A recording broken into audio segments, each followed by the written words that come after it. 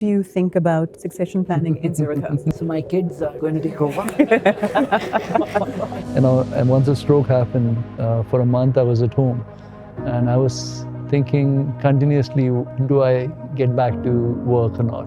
Zerodha or any other broker has massive number of dependencies on many market infrastructure institutions over very flaky old infrastructure. I think the market regulator has done an excellent job, never gotten a breathing space in the last 5 years or so. Let's talk about the F&O sort of issue that SEBI has raised. The thing that I hate in that circular is the lot sizes going up.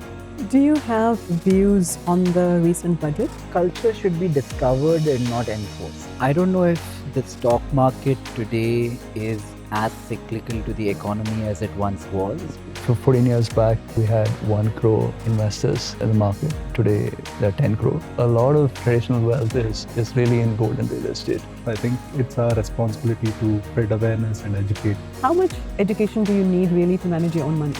How much driving skill do you need to navigate through the city? We got Karthik carbon dated recently. If Zerodha hadn't happened, what would you be doing? I would love to be Kailash's psychologist. When will you IPO? We would want to list Zerodha. Hello, everyone. Zerodha turns 14 this month, and like last year, we have decided to host an AMA, which is Ask Me Anything. Thank you so much for all your questions. We will take as many as we can. For those of you who don't know the difference between Nithin and Nikhil, he's on my right, he's on my left, and we'll put their names up just for your reference. And we have Dr. Kailash, who I'm sure in the development community everyone knows. Welcome. We have Venu, our COO, who makes the place run. And apparently he's very media shy, so we'll ask him a couple of questions. And we have Karthik, who last year said he was media shy, but this year, with Varsity going everywhere, I'm sure everyone in the country knows him anyway. And I'm Hansi. In case you're wondering, I am a failed entrepreneur, wannabe comedian, and I host the Rain Matter podcast, so I was just kind of hanging around, so they've called me in. Anyway, so last year we did a great you did a very good job of hosting it yourself. And we did a lot of intro in terms of how you guys all met. But just in case people don't watch last year's AMA, we want a very short intro from everyone. We'll get to you last. Maybe we'll start with you, Nikhil. We met. Sorry? We were at a conference and Nithin was on the other side of the room. I walked up to him and said hi, and we met like that. Right. Okay. And what did he say? Or what did you say to him? I said, you look like you have good genes. You must have good-looking parents. And he said, he acknowledged it. Right. Okay. You said you were trying to be a comedian. I'm a wannabe comedian. If somebody had a good... That is a joke. It's already I derailed. said wannabe. I'm a failed one. I want to do more physical comedy, like a Lucille Ball, like make faces and all. So, yeah, not happening. I got pulled into finance. So, but let's talk about you. I noticed you deflected very, very smartly. But when you go around the world, and I believe you've been traveling around the world quite a bit, how do you introduce yourself, especially to someone who doesn't know who Zerodha is? I am Nikhil. I think whenever you introduce someone, it should not be about the work that you have done, but who you are as a person. And I try to stick to that. Does that work? I mean, if you go to a business conference... See, a business meeting will have context, but if I were to meet somebody on the road or casually, I'm more interested in who they are as a person and where they come from versus what they do or which company that they're associated to. True. But for someone, like I said, people who get confused between you and Nithin all the time, like that. How do you explain your role at Zerodha? At the very beginning of Zerodha, I was involved full-time there. I think in the last 4 or 5 years, I look at investing at Zerodha, the treasury operations and things like taxation and stuff like that. But in terms of the business largely, in the last 4 years, I've not been so involved. So I think for everything Zerodha, the right person to address the question to is Nithin and these guys. I've been trying to build new things in this time, new things around private equity, things around media in a small way. Of late, my current obsession in the last 1 year has been to find something in energy transition to build. So my travel in the recent past have been to find that opportunity in energy transition because I'm bullish on that sector for the next decade. Okay. We will definitely talk more about that. Kailash, how do you introduce yourself to your parents' friends who don't know what development is? I rarely talk about work. So when I go back home in my family circles or family social circles, I don't think people even know what I do. So say if some auntie comes to you and says, Kailash, what do you do, beta? What do you I just say in very vague and simple terms, technology stuff and financial technology stuff. And if they really want to know more, I'd ask them, have you heard of stock markets? And then, a small little explainer there. That's about it. And I have very few such interactions. Really? Yeah, surprisingly. Venu, in the last year's AMA, you were talking about starting work at a chartered accounting firm. I was pursuing my chartered accountancy, but for some reason I did not complete it. And then I joined HP to meet my future wife. I worked there for about 6 months, after which I started working with Nithin. And how do you explain what you do at Zerodha? More often than not, when I attend family functions, it's more about people coming up to me and asking me, do you know me, versus them asking who I am. But if I were to introduce, I say most people already know because the organization is so famous. So they know that I've played a key role in the organization, and the fact that I've been here from the beginning. So it's mostly operations and process that I take care of. Okay, great. And Karthik, how do you explain Varsity, especially from your, I think you did what, engineering? Yeah. Why are you not asking him the same question you asked us? Same thing. How would he What do you- introduce himself? Not Varsity. But that's, well, he gets to know as Mr. Varsity, I would have No, thought. he does so many things outside of Varsity. Like Okay. bodybuilding. Does all of that. Okay, this was meant to be the business end, so we were discussing Zerodha. We'll discuss all of that. We'll all, Bodybuilding. yeah. We shall definitely talk about that. So, what's the question? How do I introduce myself? How do you introduce yourself in terms of what you do at Zerodha? I take care of the education initiative, develop Varsity, build Varsity. And How do you explain Varsity to someone? Varsity is Zerodha's flagship education initiative, and I play a role at in developing that. So that's about it. But why does Zerodha do education? Why does Zerodha do education? Interesting. Are you in the education business? I mean, to develop financial literacy in the country, I think still a large part of the country is not financially literate, and we being Zerodha playing such a key role in finance, I think it's our responsibility to spread awareness and educate people. So that's the only reason. It is a philosophy, right? Because not every broker does the same thing. So the fact that Zerodha has chosen to do it and you're leading it, it says something about the company. So turning to you, Nithin, hopefully everyone knows what a CEO does, Right. which is basically the buck stops with you. But before we get into the business end, the first question that I'm sure everybody must be wondering, how are you doing? Yeah, I'm doing well. For everyone who doesn't know, I mean, I had a stroke back in January this year. 7 months, and I'm slowly getting better. Everything else is kind of normal, but with my speech, etc., I'm a little more conscious. Yeah, so that's about it. People have been speculating that, I mean, all these conspiracy theories about it must be the COVID jab, whatever. Right. Did the doctors finally tell you what it was? No, it was not the COVID jab for sure, because if the jab has to do something, it has to do when the jab was taken 2 years, 3 years back. It was no sleep for a few weeks. My dad had passed away December. We'd gone to do the last rites, so there was some dehydration also. So the 3 or 4 things together, And it was just like an accident, you know, it could have happened to anybody. I noticed you share that pretty widely. Why do you share it? I mean, firstly, it was because I had to say no to the meetings, right? As in,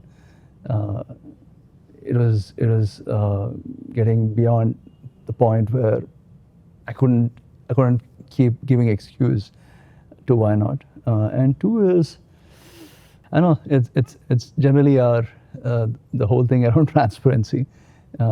It's just telling everybody that yeah, I mean, it's happened. Okay. And you're 100% fine back at the office? I'm back at the office for the last 3-4 months, but I'm not 100% fine. You know, so Okay. Do you still go to the gym? yeah, Oh, yeah. yeah. Okay. Wow, that's commitment. Okay, so let's discuss business. Before we discuss Zerodha, let's sort of set the scene a little bit.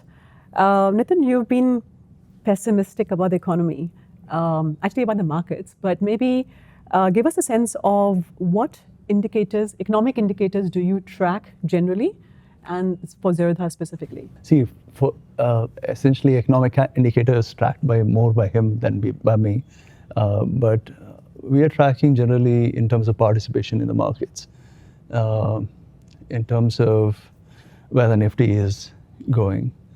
Yeah, these are essentially the two things that we are tracking very closely. Nikhil, let's talk business. Apparently, you track the market more. Give us a sense of, firstly, where is the Indian economy at? What sort of indicators do you track generally?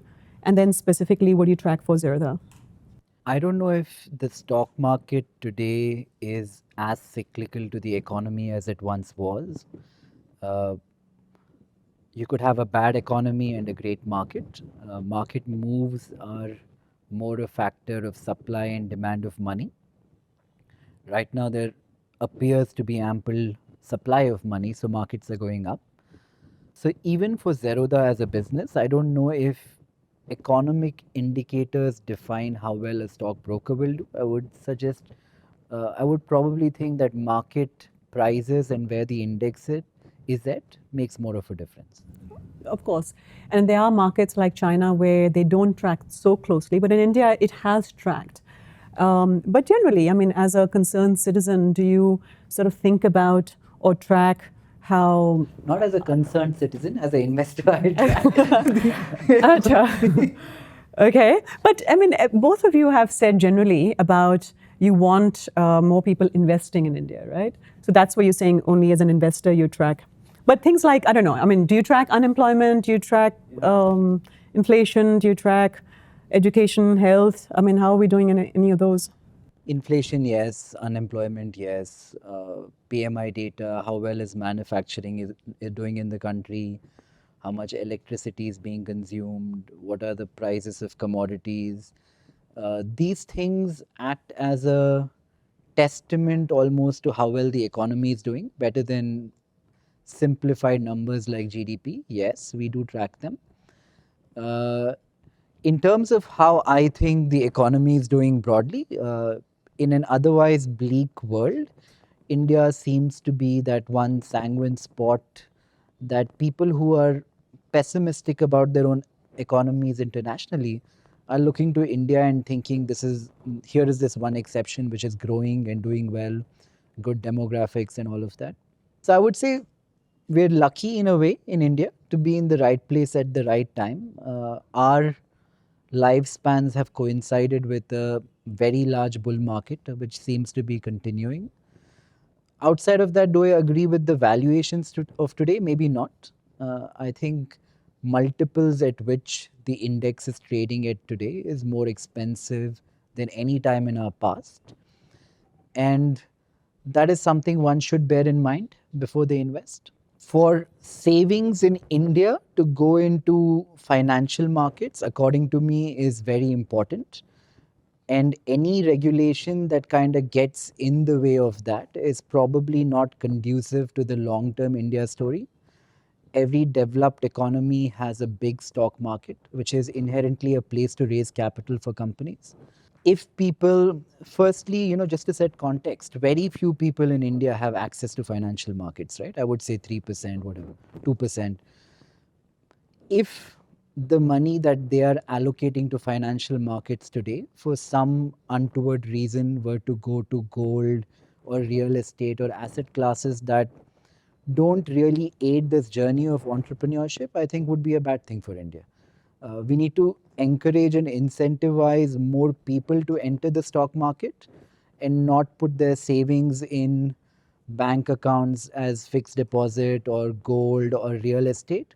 So a lot of the narrative that one gets to see on TV today, I take issue with, because I don't think it's necessarily right for the banking ecosystem to say that we have less money coming into the savings account because of the capital market, when people who are investing in the capital market are earning a higher rate of return and they're doing well for it.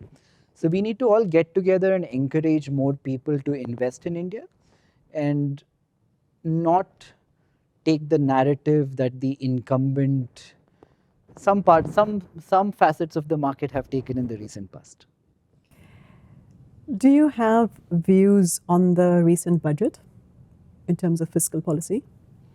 Yeah, I have views I will tell you, and I have views I won't tell you. But Okay, tell us the ones that you are happy to share, and we'll see what we can do with the rest. yeah, I feel like the one connection youth in India today has, one thing that connects them to the country on the whole, is financial markets. At least speaking for urban youth, I would not like to use the word affluent, but I would say urban middle class youth even. Everybody is intrigued, investing for the first time, entering the financial markets, and there is a deep connection of the youth with the financial markets.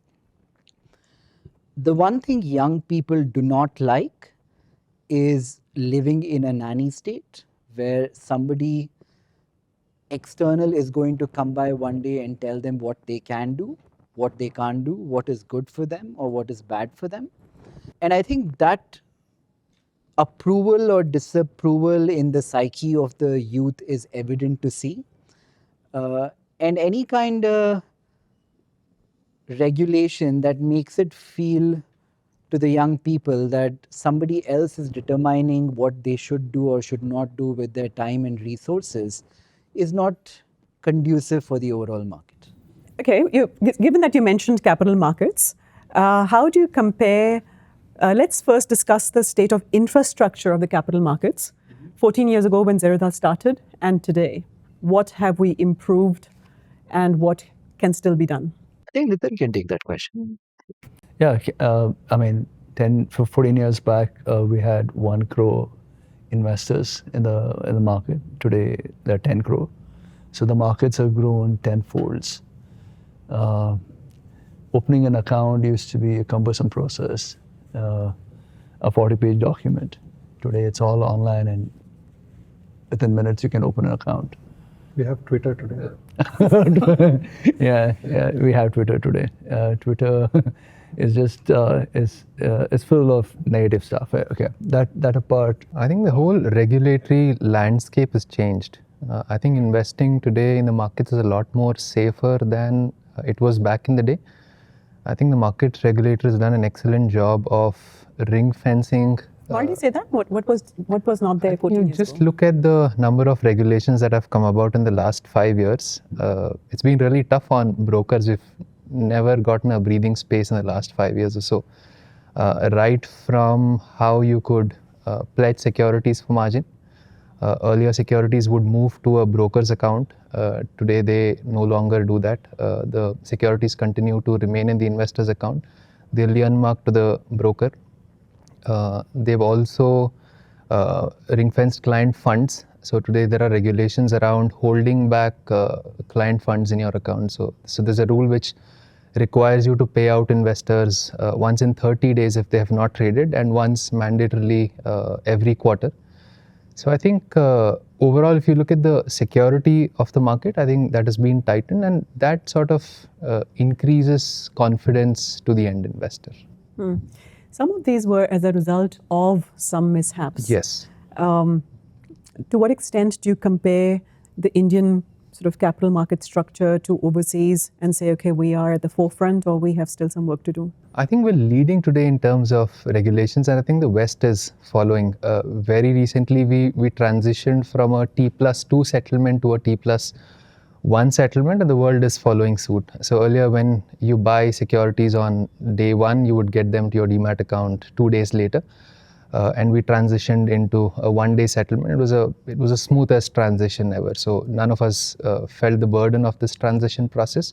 And I think recently the US is transitioning into T+1 settlement. So I think in terms of regulations, I think we're leading the way today, and we're showing, we're paving way, and we're showing the direction to the international markets. The one thing that people ask about is sort of more domestic investor participation.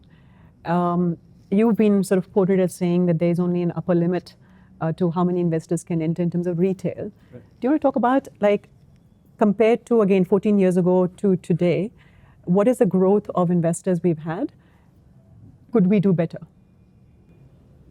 I mean, in terms of the market size, you have to assume that only people who earn some money are the ones who can invest in the markets. So the total market size is not more than 15 to 20 crores, as in people who earn, white money and use the savings to invest in the markets. So we have kind of gotten to 50% penetration. If 10 crore Indians have an account today, which is not bad, considering 20 crore as a total addressable market. As in, of course, if you think of the overall market as 100 crores or 150 crores, then it'll seem a little off. Yeah, but back 2010, as in, it was abysmally low. So it was, and I think the reason for the growth has also been the underlying bull market, right? As in, greed is really the enabler for people to invest in the markets, and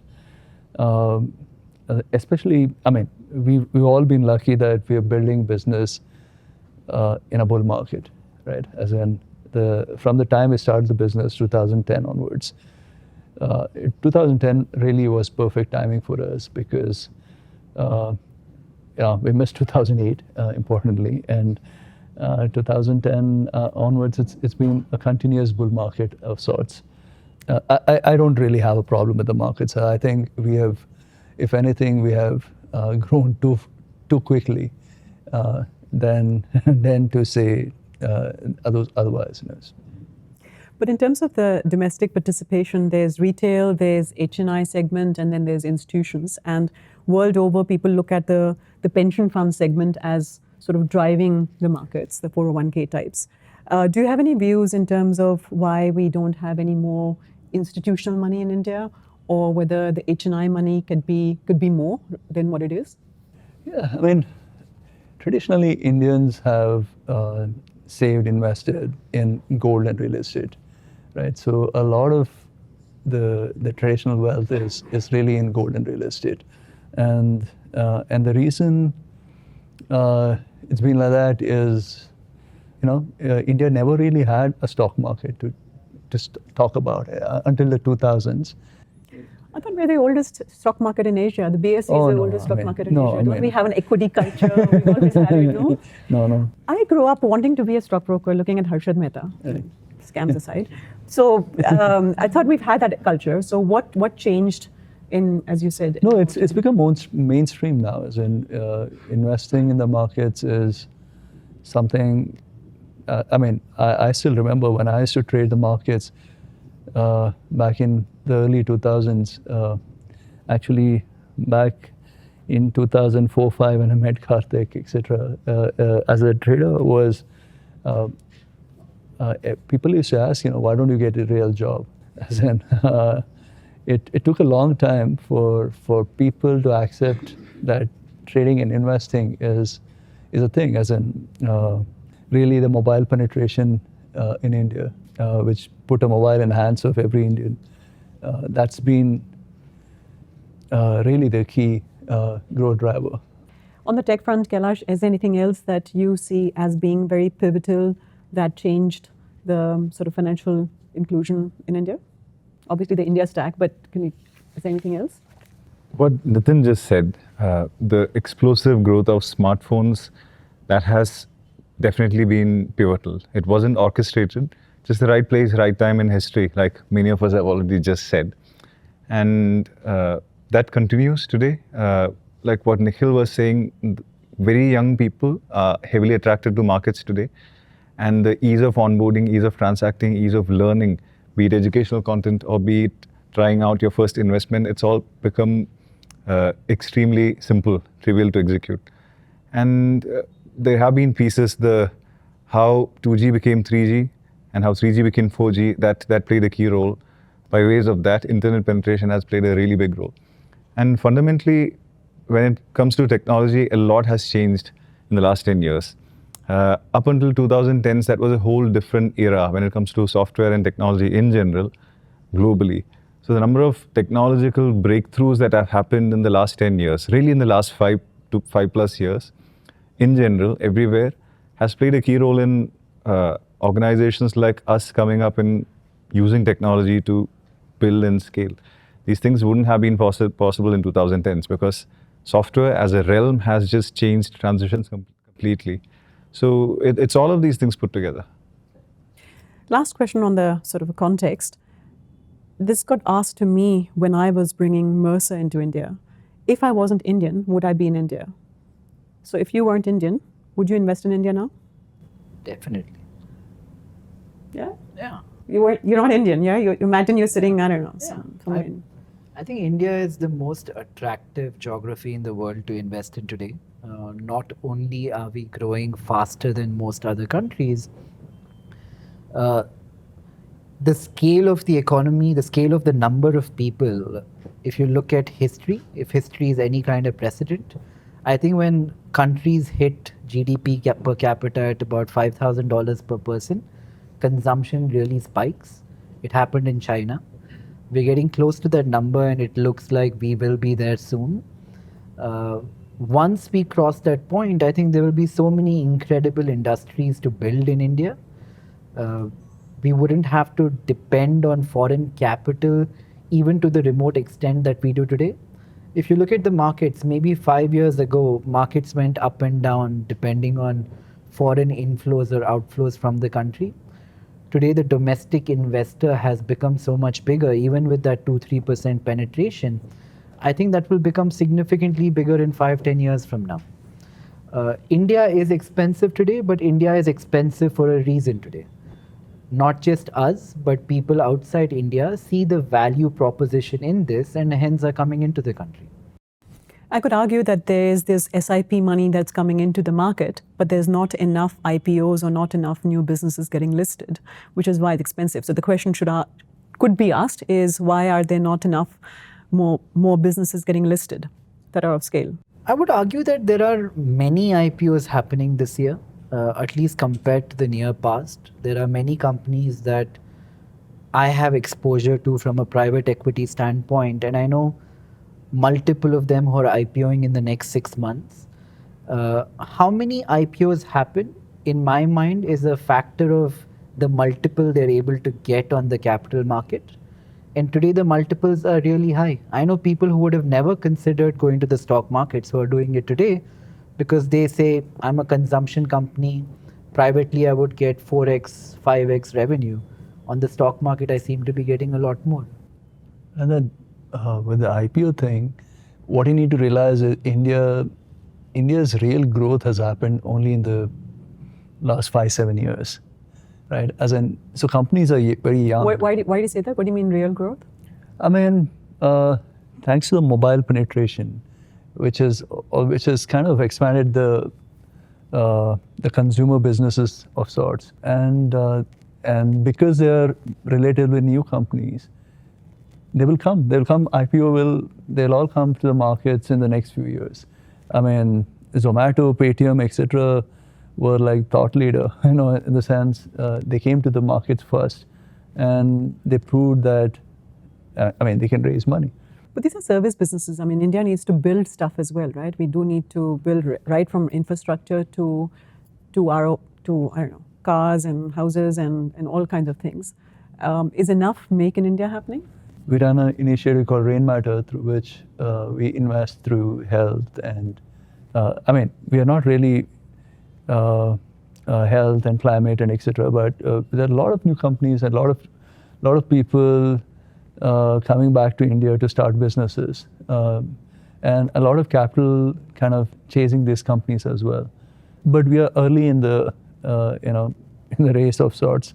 So I think these companies will eventually come IPO at some point of time, as in over the next 5-10 years. So, I don't think any of us would have wanted to be in any other part of the world than India.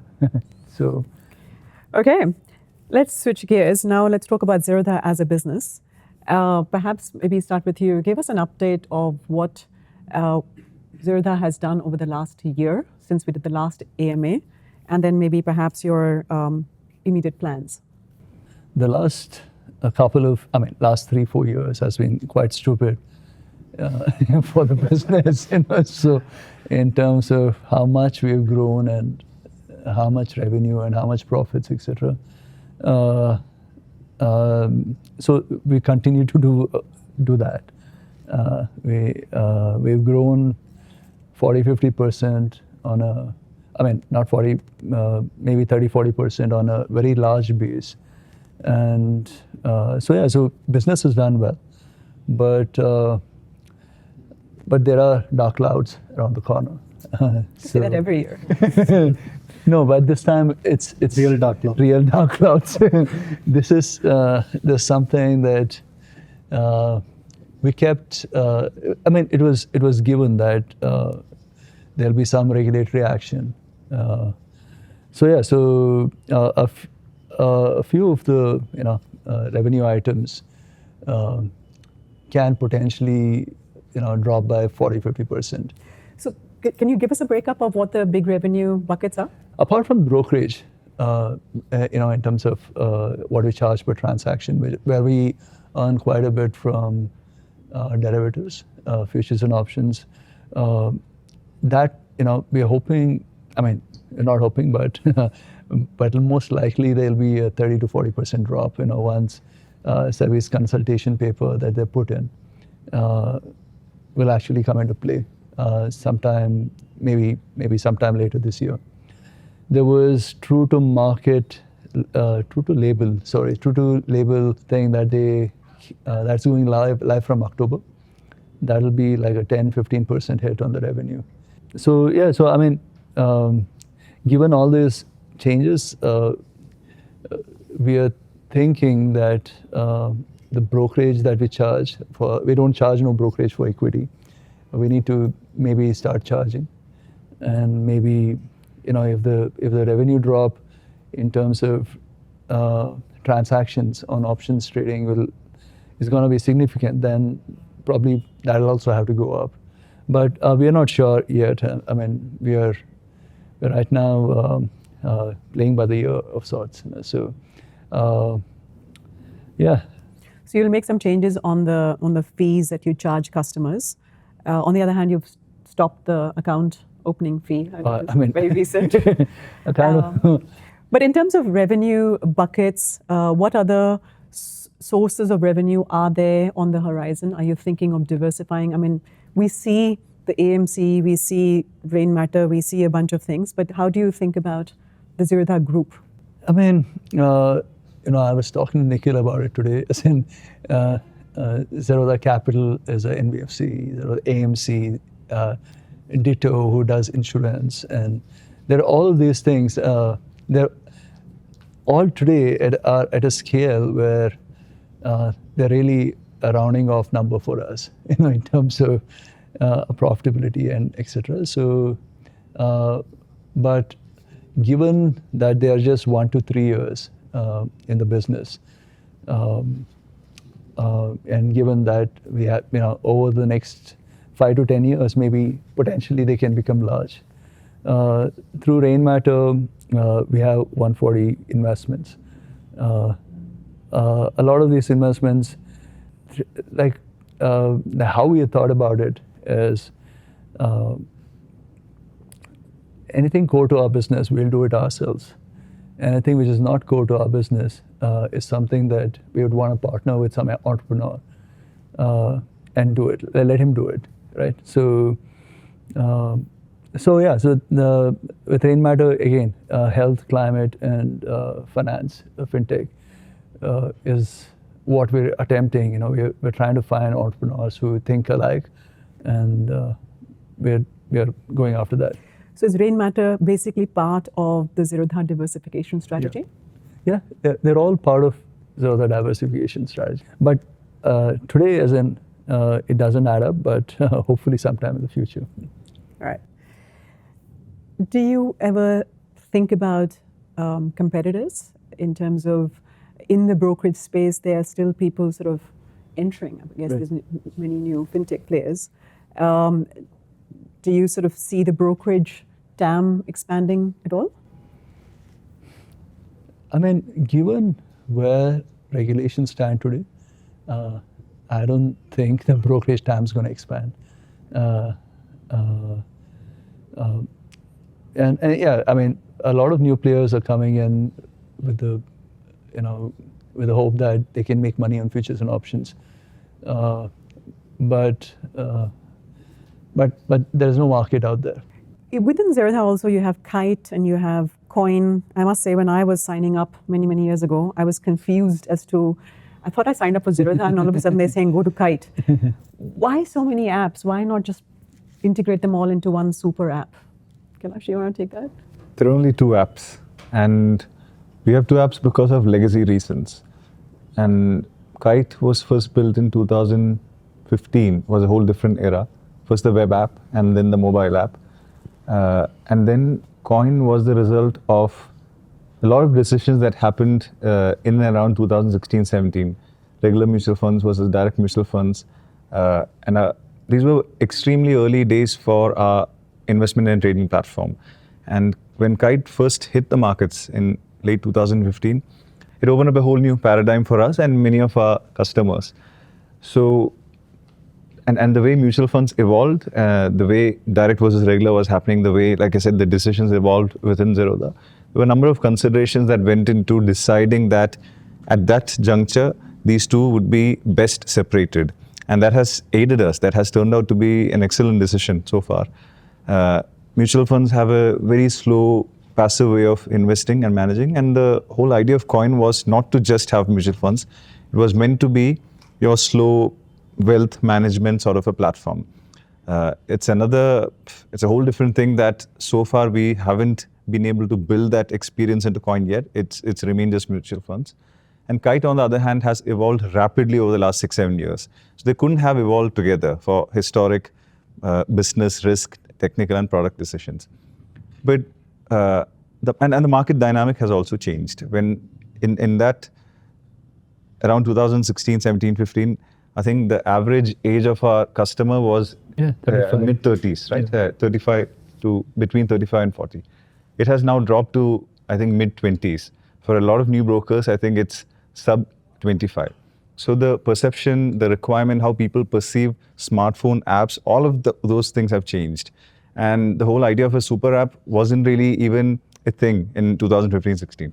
So it's largely historic reasons, but it has worked out really well. There's a massive customer base who simply prefer that slow investing experience of what Coin offers. But I think over the last few months, actually, we've been discussing this forever, but over the last few months, we've come up with concrete plans to add automated, assisted wealth management, the slow passive investing sort of a thing into Coin, and mutual funds will remain there. But if you really want to buy mutual funds on Kite, you'll be able to do that too. So Kite will remain your fast-paced platform where you can buy and sell anything, including mutual funds, but Coin will transition to what it was truly meant to be, your slow, full 360-degree view wealth management platform. And that's happening soon, sometime this year. Interesting that you've segmented it based on the type, the slowness or the fastness of the process. Any other segmentation that you think about? I mean, as you said, maybe the demographics, age. You're not targeting the very young people as well? Not necessarily. So our product and business philosophy has always been to make universal products. Our brokerage plan is the same for everyone, irrespective of their account size or their age group. It's the same app that everybody universally uses. We have clients who are in the late 80s. We have clients who have just turned 18. They all use and appreciate the same app. So, and it's not viable to create demography-based apps because trends change. Trends change from time to time. Every 3 to 5 years, people's perceptions change. Gen Z becomes something else, and Gen Alpha comes over. They have different needs and requirements and perceptions and understanding of all of these interfaces. So our goal has always been to make universal models. The fast-paced experience versus the slow experience truly matters because we have evidence for that. If you look at Kite, every day, I think people open up the app, even people who do not actively invest and trade. Let's say we get 6 to 7 million people logging in every day, maybe 2 million trade or invest every day. But some 500 million times the holdings portfolio P&L is viewed per day over a period of 6 hours. So that's people opening, let's say Kite, looking at markets or looking at their portfolio P&L. There's no need to look at your holdings portfolio P&L every few minutes, but that's the nature of your active holdings. But if you look at coin data, you would see that people don't open coin to look at the mutual fund returns every single second because it doesn't change every single second. If you cram all of this into one app, maybe it'll work on day one, but as your services offerings expand, it'll just get complicated and it'll become a terrible experience. So you're trying to draw that fine balance between the fast-paced, it's not designed to be that way, but it's the very nature of the market. So that versus the slow-moving, slow investing experience. Another point of difference that you see with Zerodha compared to others is the fact that you don't advertise. You don't take all these very expensive ads out. And so maybe perhaps give us a bit of background. Why did you choose to do that and where you are with that now? When we first started in 2010, we didn't have the money to advertise. Until 2014, 15, we didn't really have the resources to kind of have advertising budget. But then we realized the advantage of not having a marketing budget, right? As in, it forces you to be more nimble and innovative and etc. And the thing about advertising is it's like being on a drug, So I'd say you get addicted to it, right? As in, Advertising. Yeah, as in, if you have a company who's gonna get every year, say you get 10 lakh leads through advertising, how do you stop doing that, right? As in, most people, we speak to a lot of these, startups, etc., who spend tons of money on Meta or Amazon, etc. They can't imagine a life with no advertising, right? As in, it's definitely a really big addiction, and as soon as you stop the advertising, what happens is all your top of the funnel, it reduces significantly. As a business, you don't want to take the decision. That was one reason. Second is, at least till 2016, had to sign up an account opening form and send it to us. They had to courier it to us. If he had seen an advertisement, that means that we needed him more than he needed us. So that was the background. But so where did you get all the customers from? Did you do an analysis? Word of mouth. Our product is incredibly good. I've got a vested interest in saying that. So, but you also used influencers, right?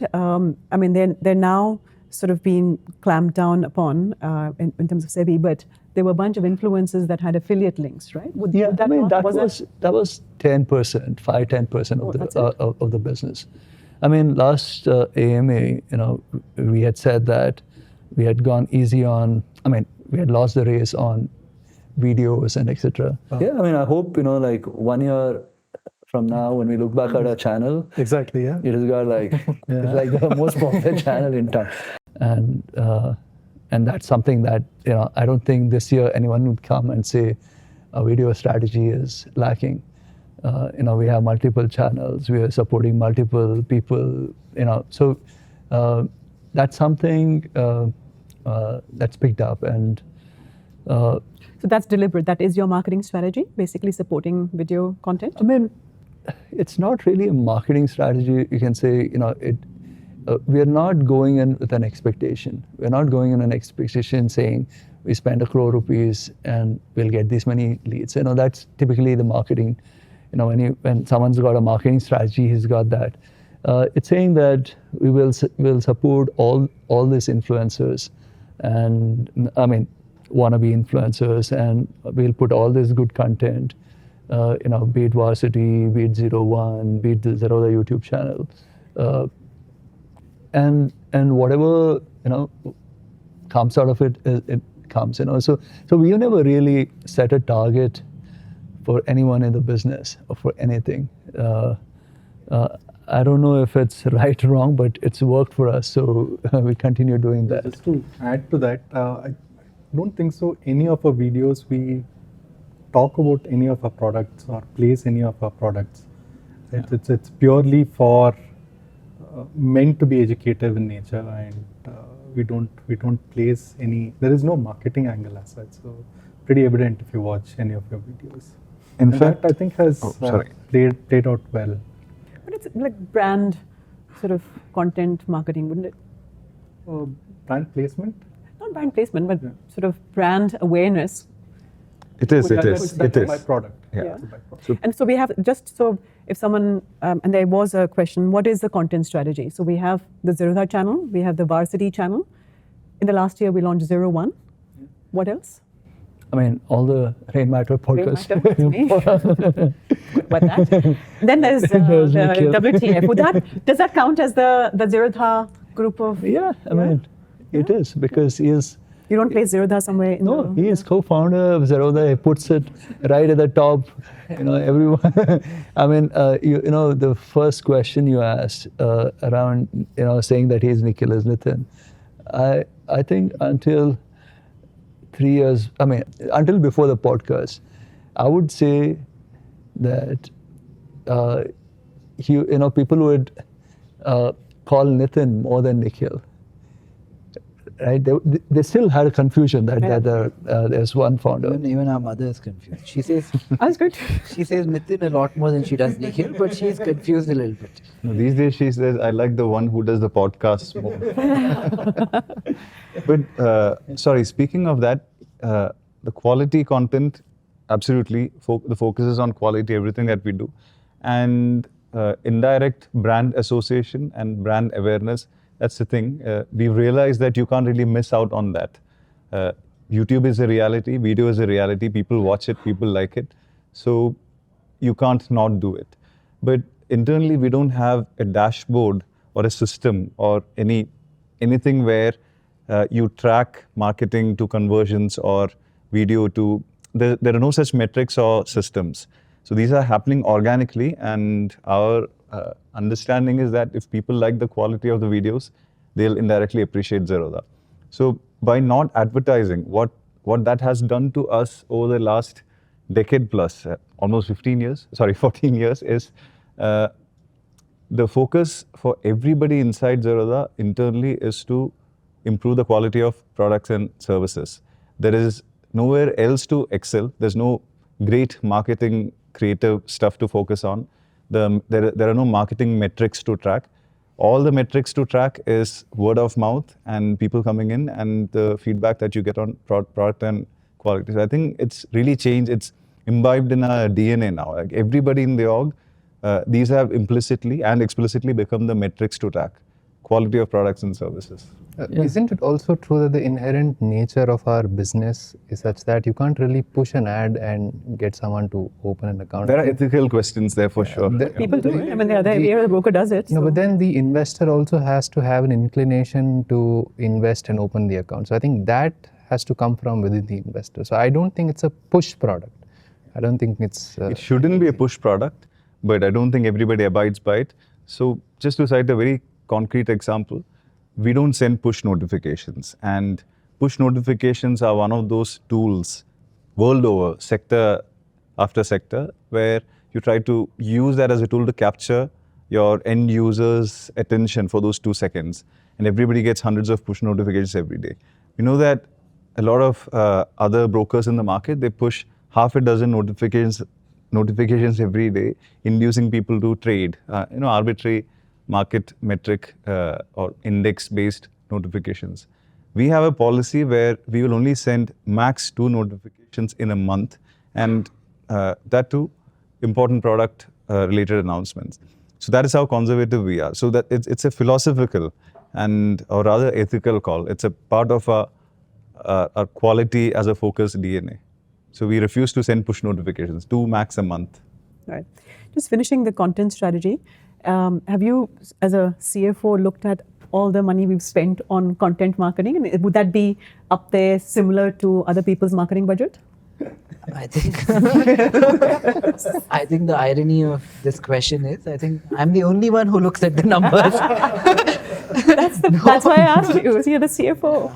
So I think we live in a capitalistic world.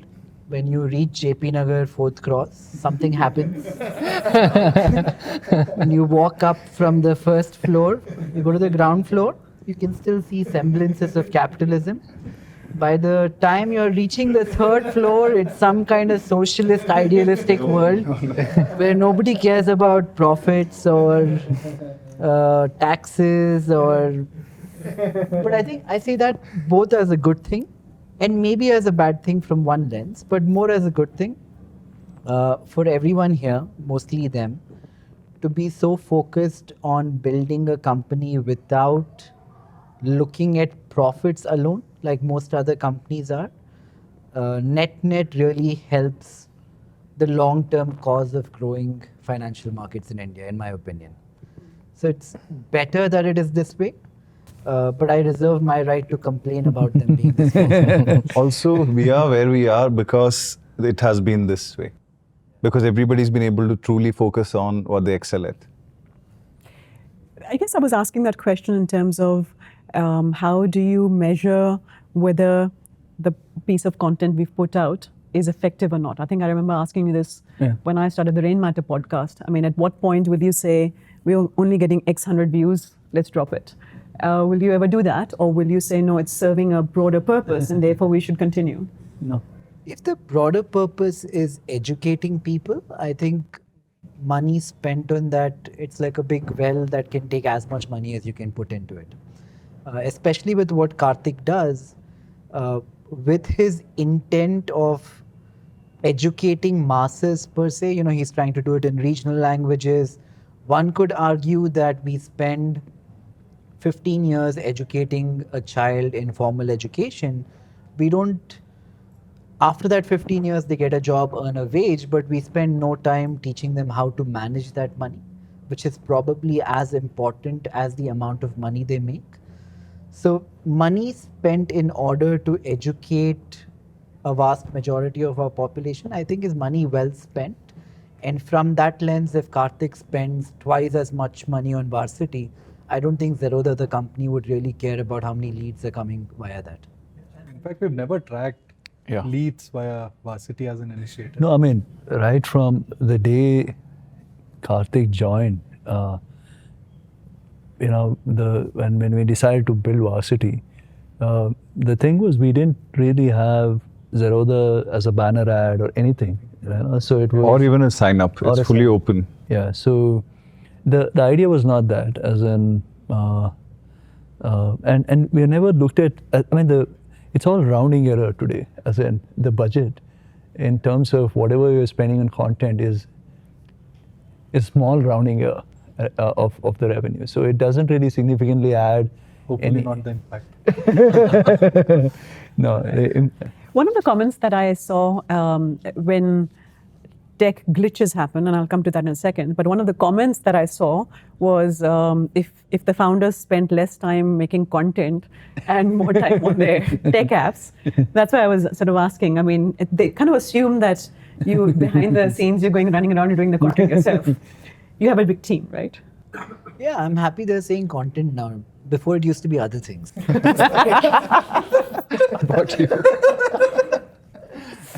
Right. Okay. One advantage, one upside. Can I? I think that line of argumentation is illogical, and you see it everywhere, not just with Zerodha, with absolutely everywhere. So somebody says, oh, I was listening to music yesterday, and a bunch of people will go say, oh, that's why the bad thing happened. You're listening to music, you should be doing that. That's a completely irrational, illogical argument. Just because somebody listens to music or watches a movie doesn't mean that they are required to do something else 24/7, right? And if you trust an organization to deliver products and services, that trust implicitly factors in the fact that the people who run the org are also human beings, and they'll do whatever.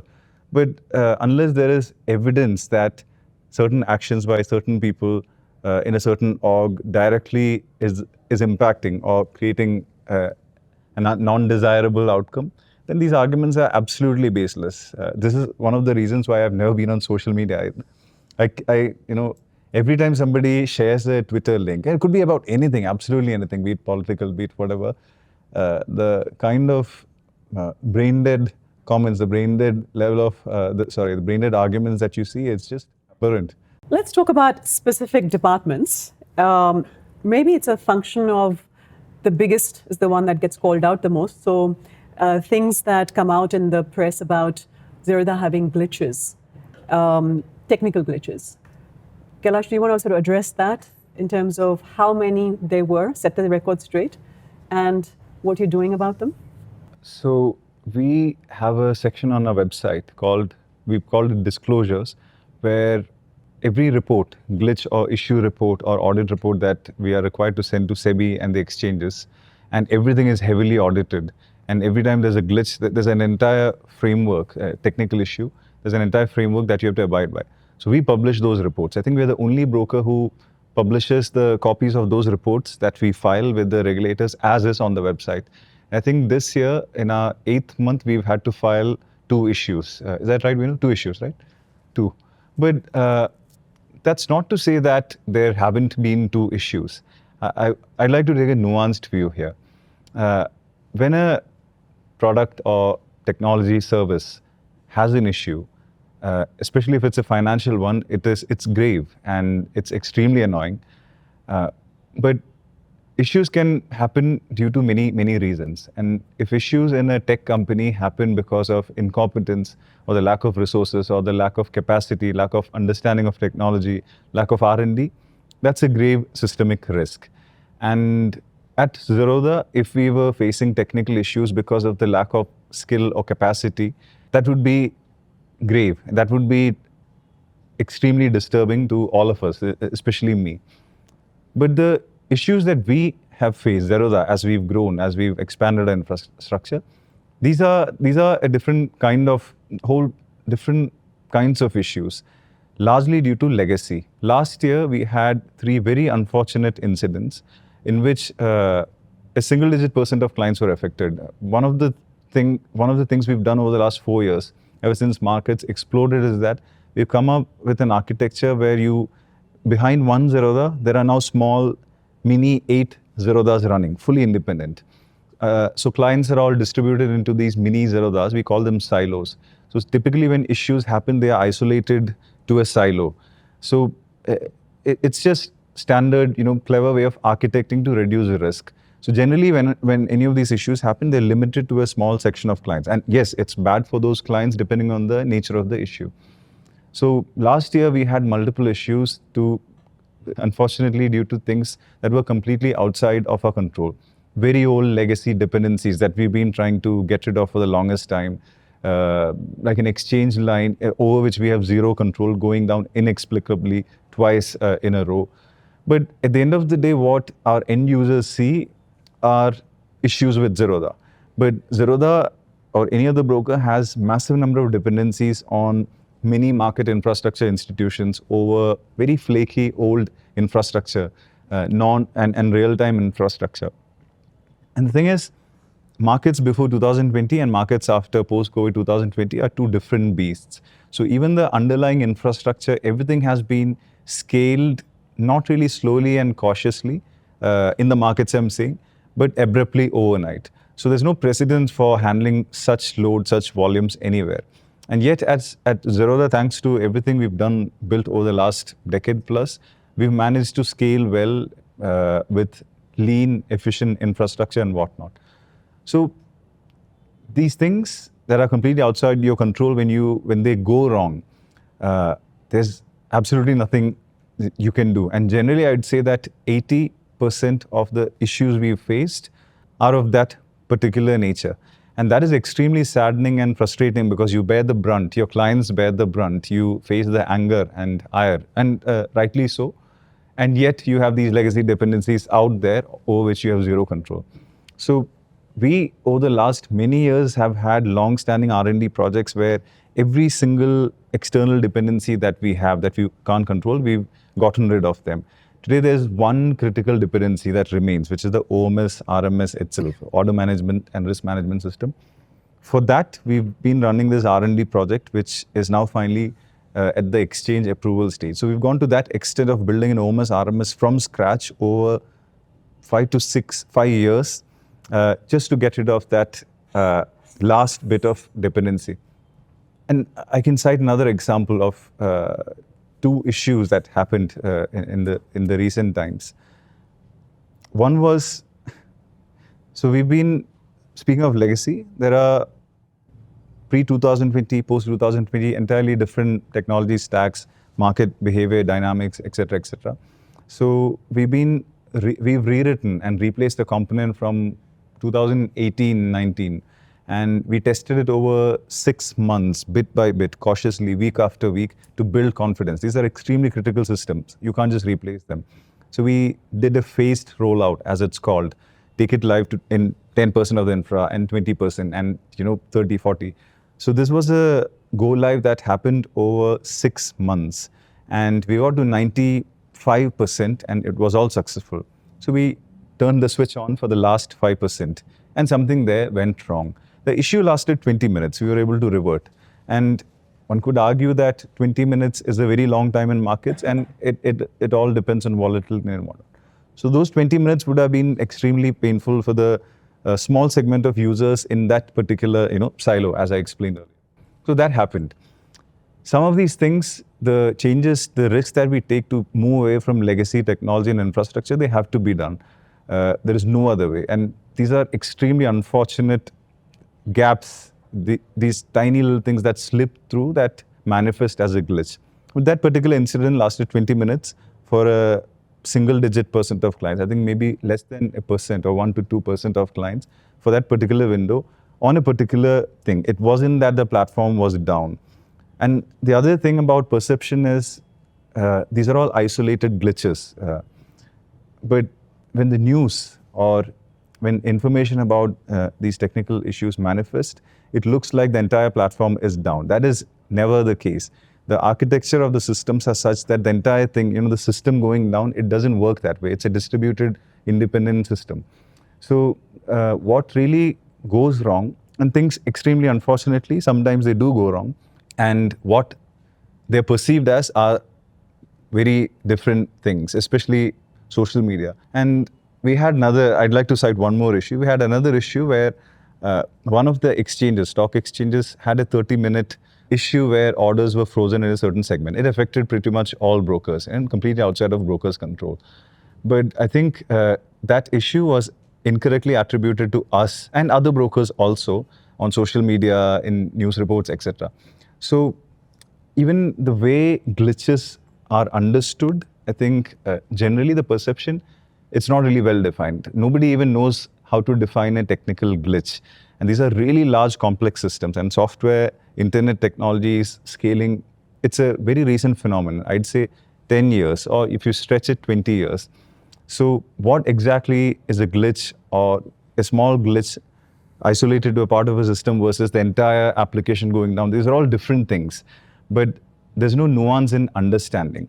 So what we've been doing at Zerodha forever is to put all our energy and effort practically on a 24/7 basis on improving the systems, getting rid of legacy. And this transition that I was talking about, it's a part of our next decade plan, where we want to make sure that our infrastructure and technology is as automated as possible and as future ready as possible for the next decade. But that involves risk, and risk sometimes manifests as these unfortunate incidents. So, sorry, that's a bit of a long explanation, but I wanted to cover that nuance. So as a non sort of nerdy trader, what I heard was 80% were sort of system-wide, 20% were yours.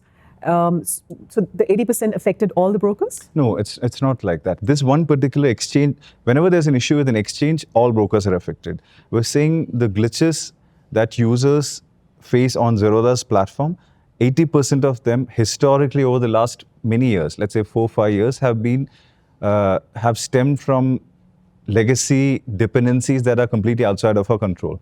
But isn't that your problem? I mean, why do you have Yes. legacy systems? I mean, No, that's the very nature of the market itself. But do other brokers have similar legacy systems? Yes, absolutely. So it's a common. So some brokers have n number of dependencies. We have very few because consciously we've worked on reducing dependencies, taking technology in our control. So our tech stack, it's cutting edge. I don't like using that word. It's used everywhere, but it is truly cutting edge. These are distributed systems that scale on their own, need very, very little human intervention. So when I say legacy dependencies, when you as a trader, you punch an order on our platform or any other platform, they have to reach the exchange. So a broker pulls a lease line from the exchange through which the orders are transmitted. When you apply for a lease line, it takes 3 to 4 months to commission. Now imagine you have to scale up rapidly because your consumer demand is increasing. The fact that it takes months to lay a lease line shows you how legacy the entire system is. The telco, the exchange, all the institutions, approvals, everything. And these lines the lines can go sour. So there are backups, but those backups can also go wrong. And these are all dependencies, hard legacy dependencies that you can't get rid of. Today, I think we have 40, 50 lease lines that we have pulled. So you are leasing them from the stock exchange. You have Therefore, to. technically, it's a stock exchange's problem that happens. Yeah. I mean, it is. So the lease line, if it goes down, it switches to the backup.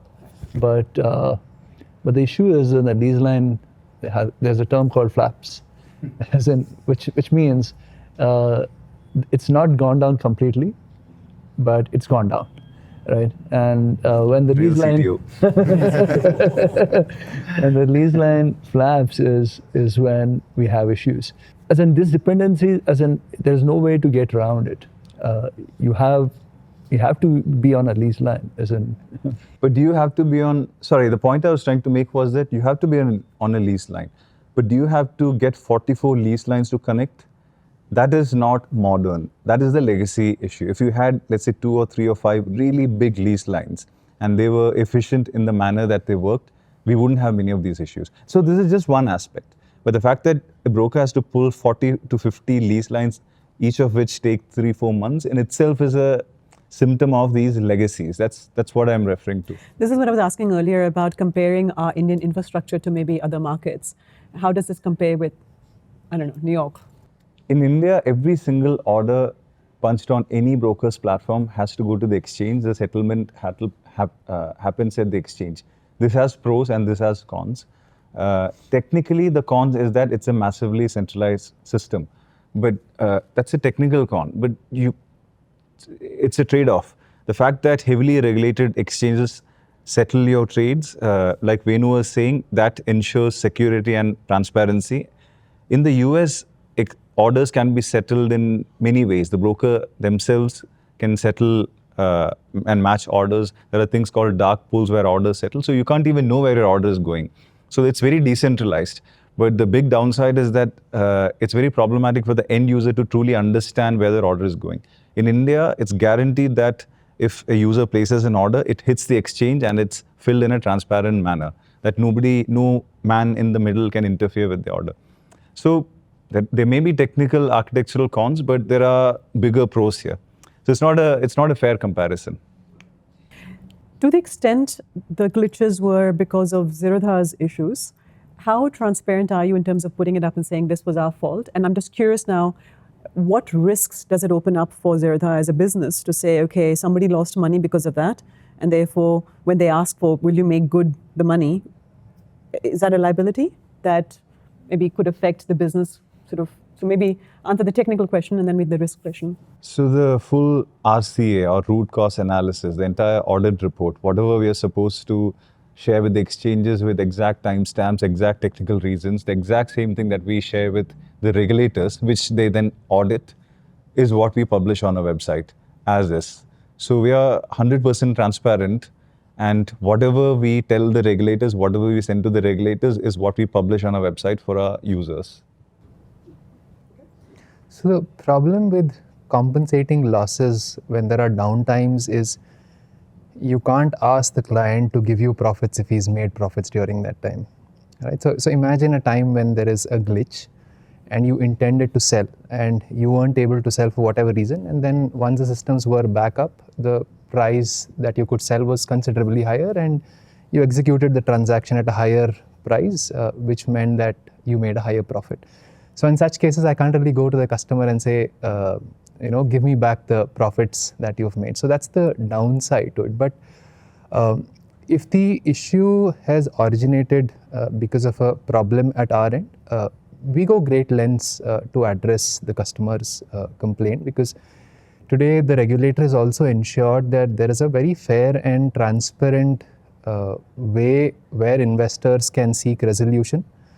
They've recently initiated this whole infrastructure of ODRs, which is online dispute resolution. So I think SEBI, I think it is listed out in SEBI's preamble that they have to look out for investor interest.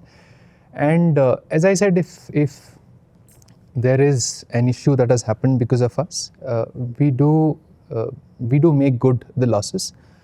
But again, there are times when customers are unreasonable. They would have never placed the trade and the loss in question is notional or would have never happened. So in such cases, we have no other choice but to let a third party like this ODR institution handle this grievance and pass a resolution. As I said, it is not in our interest to let a lot of complaints get escalated to the regulator, because then you land into other sorts of problems, right? The regulator wants to know why are there so many problems. So as I said, if there are genuine losses an investor has suffered, although within the framework of rules and regulations, I can quote IBT regulations which say I'm not required to have 100% uptime. We do compensate any liability that happens. Just to conclude this, I think if you look at the actual evidence and data, for instance, the data that exchanges publish, the number of complaints received against a broker is published by the exchanges. If you look at technical metrics that are tracked, we, Zerodha and our systems have the least number of issues. But as I said, when something happens, because of the sheer size of our active client base, it's huge. The news is huge, even if it's a small percent of the clients who are affected.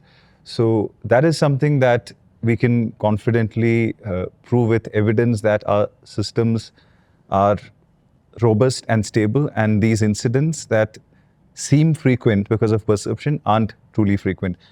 Just to throw some technical metrics out there, we monitor, I think, tens of thousands of real-time metrics of every aspect of the system. We have a monitoring database where we have, I think, more than 1 trillion real-time metrics that are stored for the last several hours. So every nook and corner of our infrastructure and system is monitored in real time. We care about latency. Latency is the time to execute, let's say, an action. We focus on latency so much that a lot of R&D is to reduce, let's say, 20 millisecond latency to 10 milliseconds. So what I can say as an engineer, as a software developer, is that the amount of time and effort that we put in, the amount of focus that we have put in into getting rid of legacy, into building robust systems with our 10-decade-long roadmap, that is paramount at Zerodha. I mean, absolutely no compromise there, absolutely no, like Nikhil was saying, don't really care about profits or taxes or all the other financial aspects, but we care heavily about engineering the quality, the systems, and robustness. So it's that transition, and hopefully over the next many years, the underlying infrastructure generally will improve, contributing to the robustness of brokers themselves. But beyond that, we are doing everything that we can, as we always have, to make sure that these 2 incidents per year become 0. And this perception problem is mostly because of Twitter, right? As in, it's annoying as hell, So because how do you handle that? Do you just not read the comments? I mean, I tried not to read it, but it's hard not to read it. As in, it's really people pile on, as in, and then media houses pick on what's piled on, and there's that Hindi Amitabh song, no? Jo hai naam wala wahi to badnaam hai. So you have no choice, okay? If you're the biggest, the best. I think I remember, I think it was one film star interview. I think Shah Rukh Khan was saying that Amitabh was telling him that it doesn't matter when somebody says you've done wrong, just say, I've done wrong, sorry, we'll do better next time. But you know what helps us deal with these situations, deal with the backlash when an unfortunate incident happens? We know for a fact with objective data and evidence that the issues are those ones that couldn't have been prevented, and that's not because of incompetence of the lack of technology or engineering. So we are extremely confident in our ability and in our systems, and we know for a fact that these issues, so-called issues, will only reduce over a period of time. And that confidence is what helps everybody in the org, I think, deal with all of this. Devil's advocate, I mean, everybody would be confident about their own product. How do you know? I mean, Metrics. You You don't have get objective external, metrics. but you don't get any external benchmarking done. You don't get consultants in. How would you know that your system is the best? So in the markets, the funny thing is you don't have to get external benchmarking done. You have 10 audits that the regulator orders every year. So even for the tiniest issue, when there was no issue, but there were, let's say, news reports, we get audited. So actually, Venu, maybe we should start publishing those system audit reports also on our website. Every single aspect of our system and all top brokers, there's an army of auditors looking at it. Right. Okay, so there are some questions from viewers that were sent in that are just on that same vein. So let's handle those. One is on, can a Wazir X kind of scenario happen with Zerodha? What are your cybersecurity measures? Either of the two?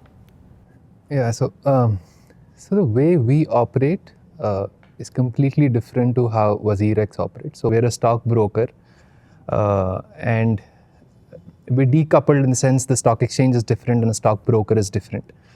And unlike a crypto exchange where the assets of users are held on the stock exchange itself, the architecture is completely different here.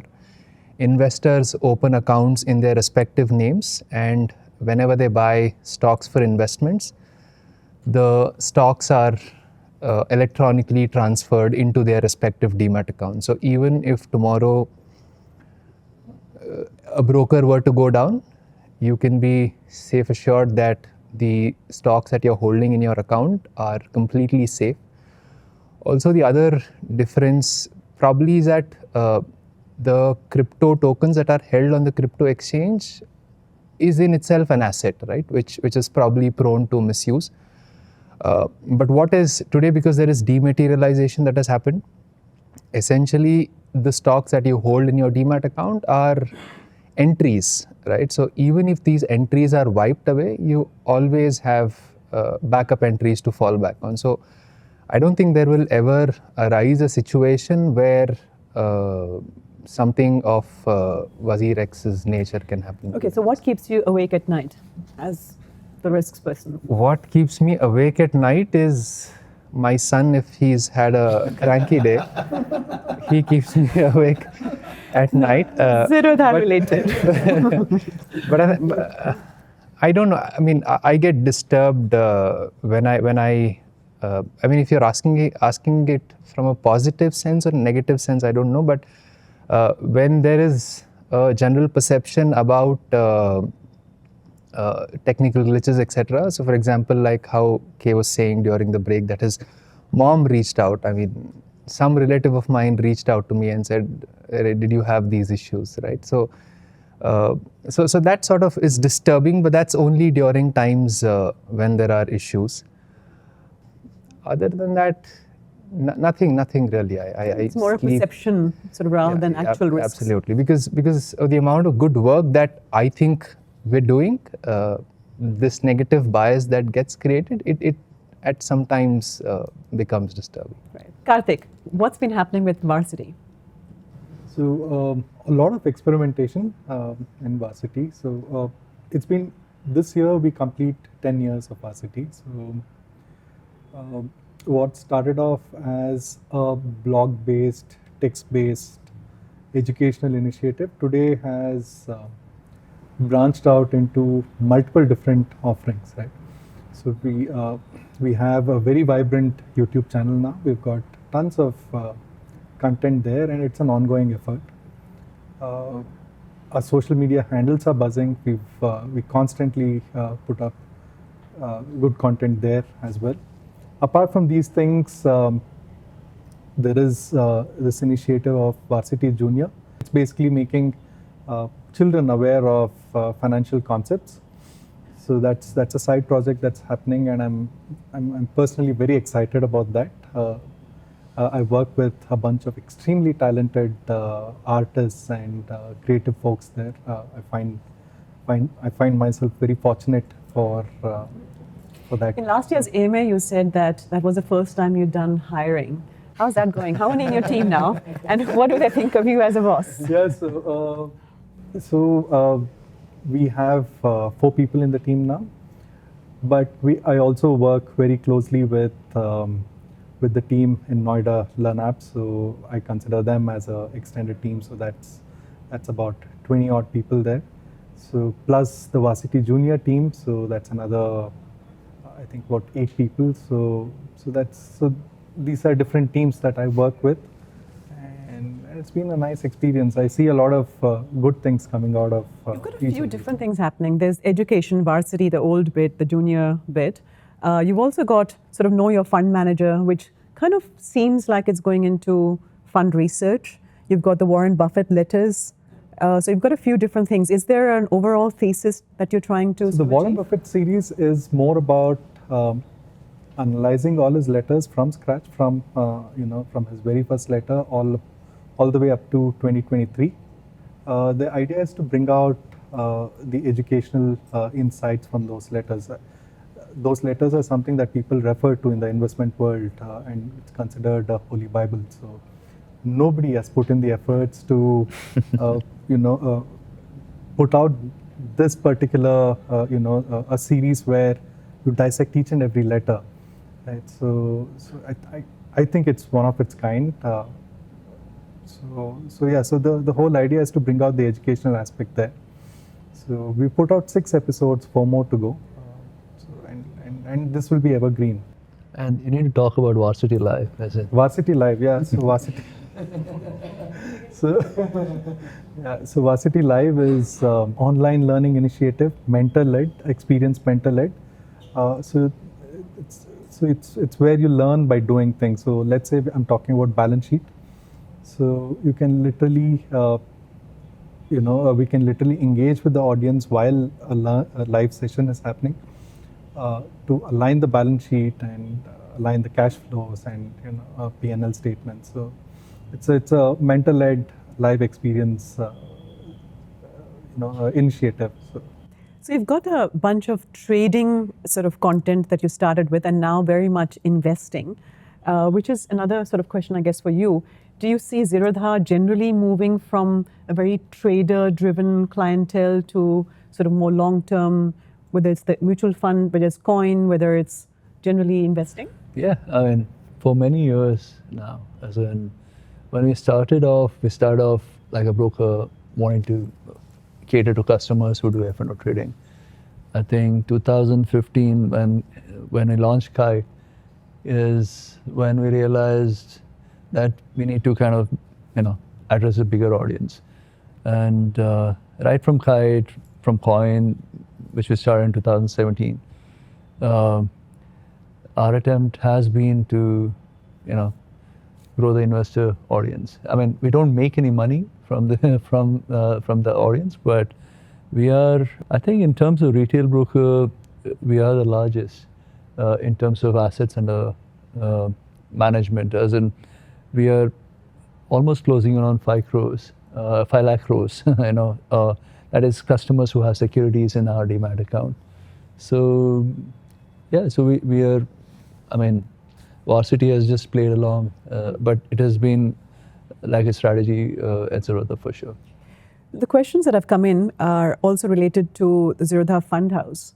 What is your strategy there? Will it go active at some point? Do you see competition coming from BlackRock? Like I was saying earlier, our idea with a lot of these adjacent businesses has been to let the entrepreneurs be at the head of the table. So we partner with small kids who are kind of running it for us as such. No, but there is no activity or some plan. So the plan is only passive. At least for now, it's only passive only. And we are at 2,500 crores of AUM. 7 months. Probably 6 to 7 months, it's not bad. You don't have a target for that either? I mean, I don't would it be considered a success or a failure? No, 2,500 crores is amazing, right? As in, without any distributors, without any push, without any advertising, just people, figuring out about Coin as about Zerodha AMC as a asset and investing into it. But did you not think about it as a sort of a potential vanguard, and therefore would you not want to grow that passive side of the business as well? In which case, do you have to make more effort to be visible? Yeah, so visibility, we needed to have all the products. I think AMC is still short of a few funds, as in for us, a target date fund was really a way to, kind of go after every customer, and then advertise and market and things like that, because mutual fund is a thing that everyone can potentially invest into, right? And so we need to do the marketing advertisement at the mutual fund level. Okay, so that's likely to happen. Yeah, that's going to happen. That's likely. How do you think about succession planning in Zerodha? I'm looking at all of you. So my kids are going to take over. I'm grooming them. The ones that you decided not to have. I kind of look at this, I'm saying all of you are younger anyway, so how can people ask? But I guess from a risk point of view, it's a valid question. So how do you think about it? I think maybe the fact that we are still rather young, except for Karthik. That is advantageous. So we are not under immense pressure to figure out a succession plan in a very short period of time. So we still have the luxury of time. No, but you kind of assume that happens with old age. You get to go to old age. I mean, that's obviously... So we have time to plan ahead. And this is a conversation that we have actively within all our teams. It's an open conversation. So there are many ways of doing it, but the most logical, common sense way of doing it is to institutionalize whatever that has worked for us, be it the philosophy of absolutely everything, how we do education, how we do business, how we build technology, institutionalize and automate and all the processes. So we have been actively working on that so that tomorrow, no matter who's at the helm, whatever has worked for us, the things that we've managed to create can be passed on easily and carried forward. That exercise happens actively. But when it comes to people or succession in terms of people, I don't know. No, I didn't think about it until January this year.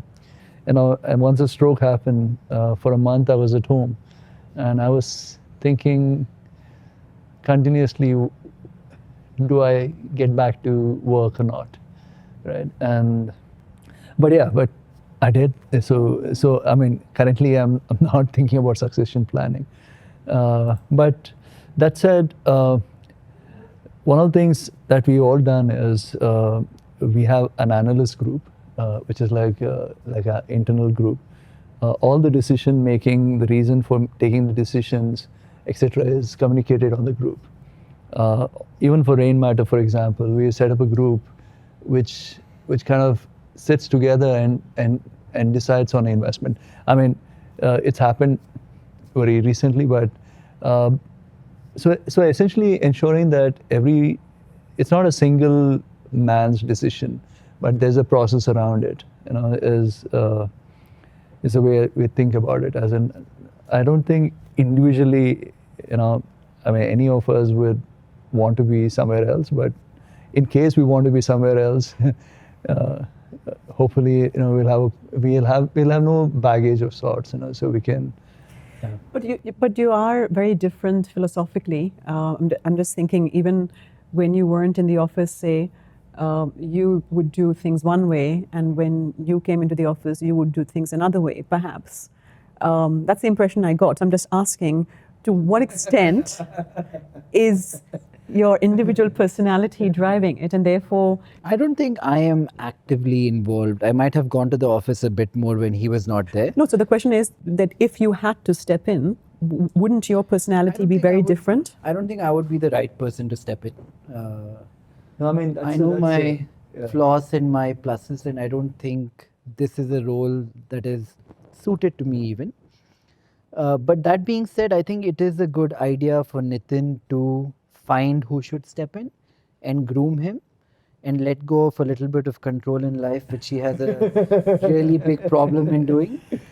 I feel at some point, I think it becomes the leader's fault if he's not able to create more leaders. Yeah, and the thing is, I mean, the idea of setting up it's a group of 15 people, and Karthik and Venu is on it, and I think but everybody else in your team is relatively young, right? I mean, I know Karthik and Venu I mean, are here. we are typically the oldest of the lot, right? As in, Don't include me. yeah, me and Karthik are really, I mean, 44. And we got Karthik carbon dated recently. It's fine. So a lot of younger folks, and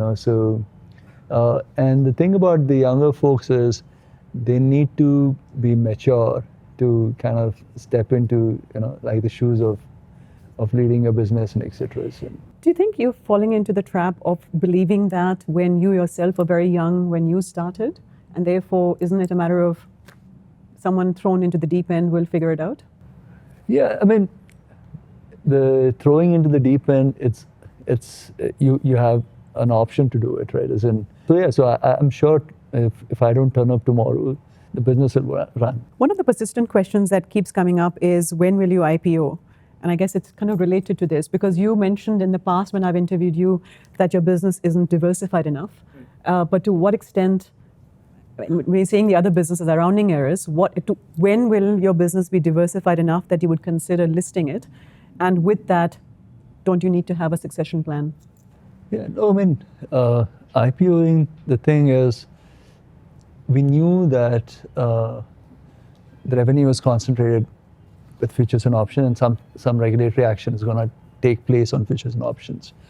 And you didn't want retail investors to be on the other side of the trade. As in, I mean, it would probably have been smart for us in terms of, all our own, to have listed in the last few years, So, but whenever this regulatory, action in terms of derivatives is taken, it will lead to quite a bit of losses, in terms of investor value, and we didn't want to be facing that, And like you said, all these investments plus adjacent opportunities that we're going after, today they're small, but 5 to 10 years probably they will become large enough to kind of seem like they're meaningful. And I don't think we would want to list Zerodha as a broking entity itself, as in the holding entity, which is really the one which is owning all the pieces. is what we'd want to list, and if we ever list, and the only reason for listing also would be that it's hypocrisy if we ask everyone else to create wealth by listing on the exchanges and we don't do it ourselves. It is kind of a little bit of that. So on one hand, you're saying that you run the risk with the F&O business changing. In fact, I want to sort of get to that.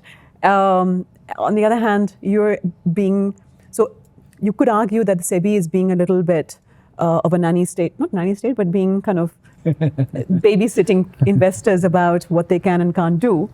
On the other hand, aren't you doing a little bit of the same by sort of assuming that because you're a specialist company, the retail investors might sort of not be able to handle it? But surely they will build a diversified portfolio at their end. That's modern portfolio theory, that individual stocks can have all the risk they want. It's the portfolios, it's the investor's job to go and build a portfolio and diversify systemic the risk. thing is, the business needs to have predictability in terms of revenue before listing on the markets, is what I feel, right? And if you were to ask me today, how much will your revenue be next year, I have no answer to give you. True, but it's a broking business. So let the investor decide. It's a broking business. Let them decide, do the forecast and decide whether they want a retail broking business or not. Yeah, I mean, You're being a little bit paternalistic here as well, right? yeah. Maybe a little bit paternalistic. I think that comparison is not fair. The state or a regulator deciding on behalf of everybody, where nobody gets a choice, is very different from a private company like us or one of the many million companies deciding to do whatever. If we've never had a pressing need, thankfully, to raise capital to expand, we're able to manage that incentive to list also doesn't exist. There can be many reasons. I've understood this also to be one reason, and the kind of decisions that we take, be it business, product or technical, the fact that we take those, like you said, unconventional decisions, one of the reasons is that we don't have to answer to external investors. So Yeah, there are many factors. So just to give an example, the way we come across, it is never about revenue at Zerodha, and no revenue targets, nothing like that. As in, we can't be a listed company with no revenue targets, right? As in, I mean, people are used to businesses working a certain way once they are listed, and I mean, unfortunately, we're not that. Let's talk about the F&O sort of issue that SEBI has raised.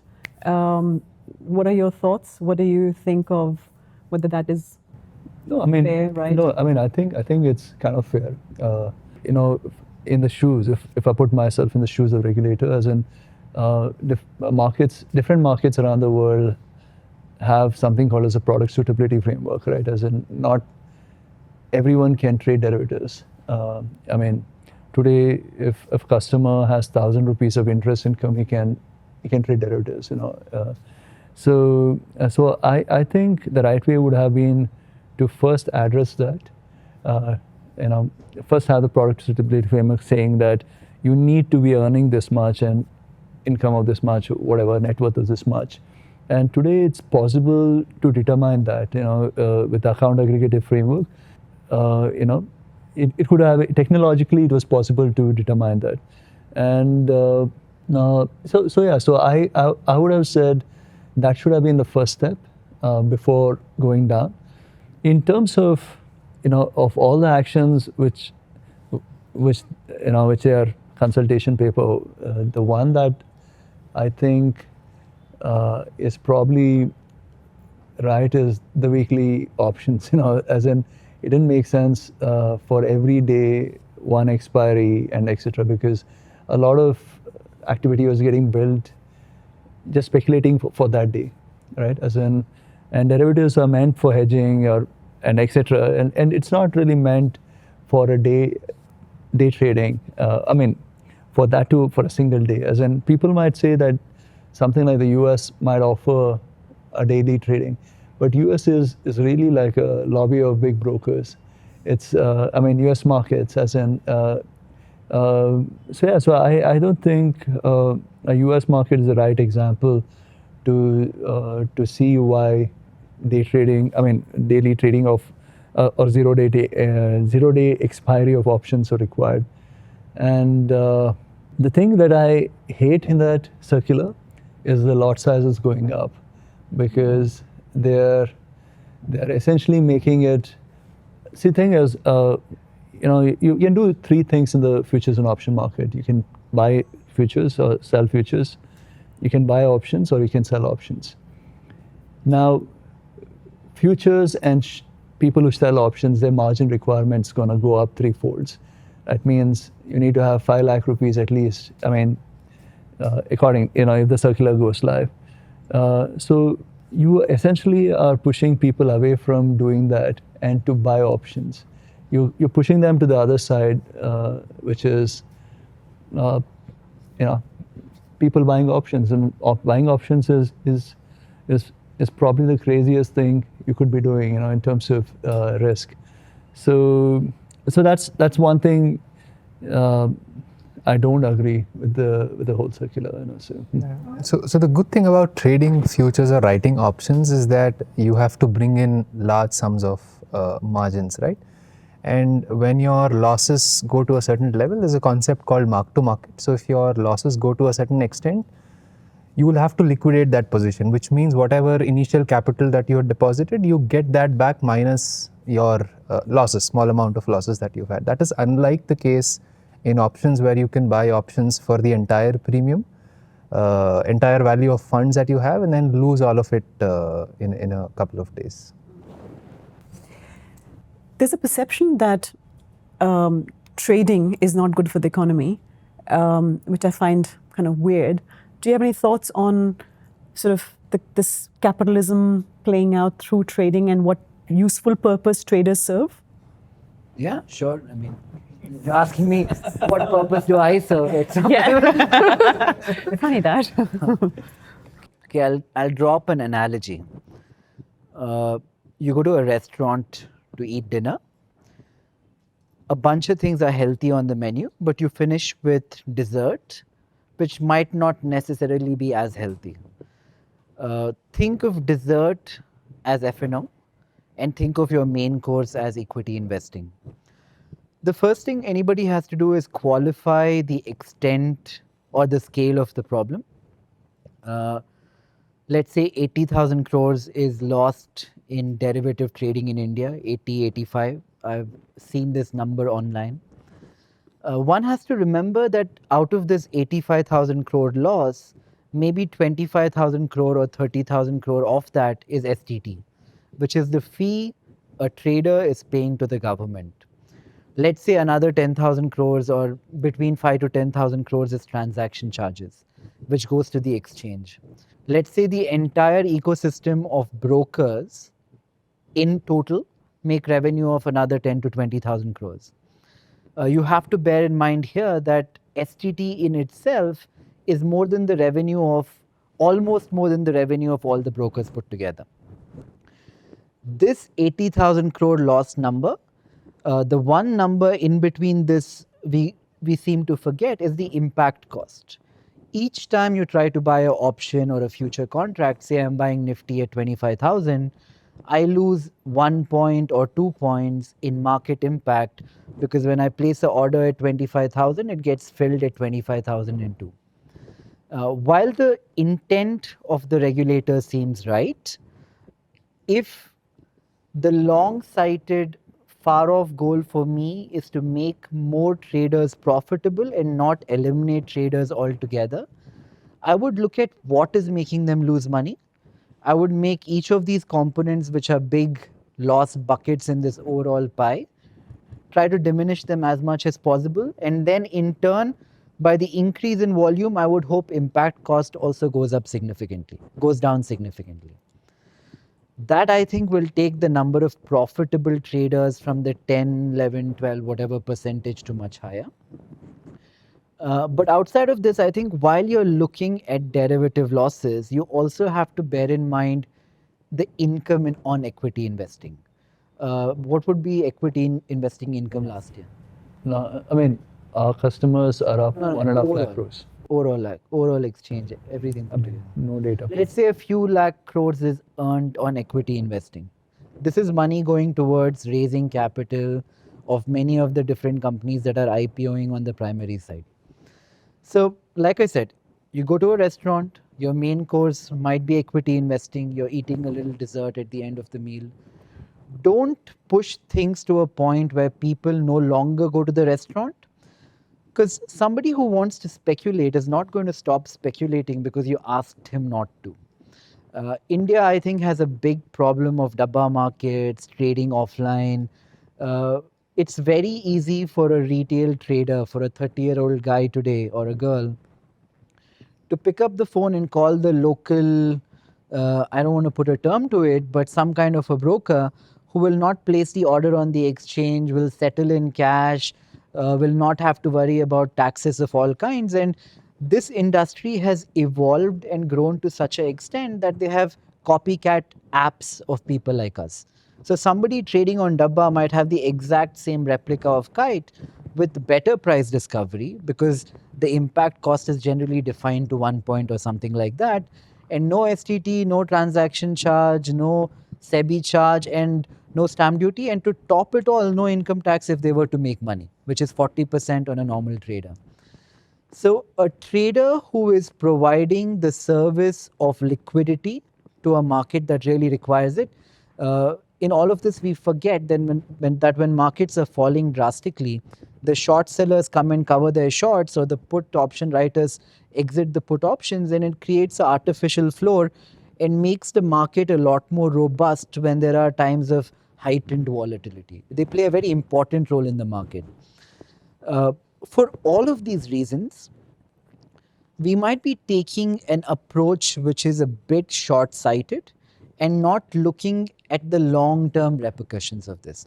I don't want to compare the broking, the trading, the investing industry to gambling, but if I were to extrapolate that far, we sit in India today where Thailand is opening 3 casinos, Dubai is opening casinos, Sri Lanka has some, Nepal has some, Singapore has casinos. I don't think we live in the fragmented world of 20 years ago where we can tell somebody you should do this, you should not do that, you should go here, you should not go there. If you tell him don't do ABC here, he will go find an alternate means of doing what he wants to do. And I don't think we should move people to dabba trading and offline points from, this has been a core ambition of India for decades, to get more people into the financial ecosystem. We don't want people putting money in gold and real estate, and this helps the economy in 100 different ways. So I feel like for the short-term upside of appeasing, I would not like to say sentiment created by some people on their own, but I think somebody who is weighing in on this has to look at the far-reaching long-term impact of actions taken today, because in my view, the smartest people in the world are the ones who are able to delay gratification. And I think we need people who can think really far to come in and weigh in on what is happening today.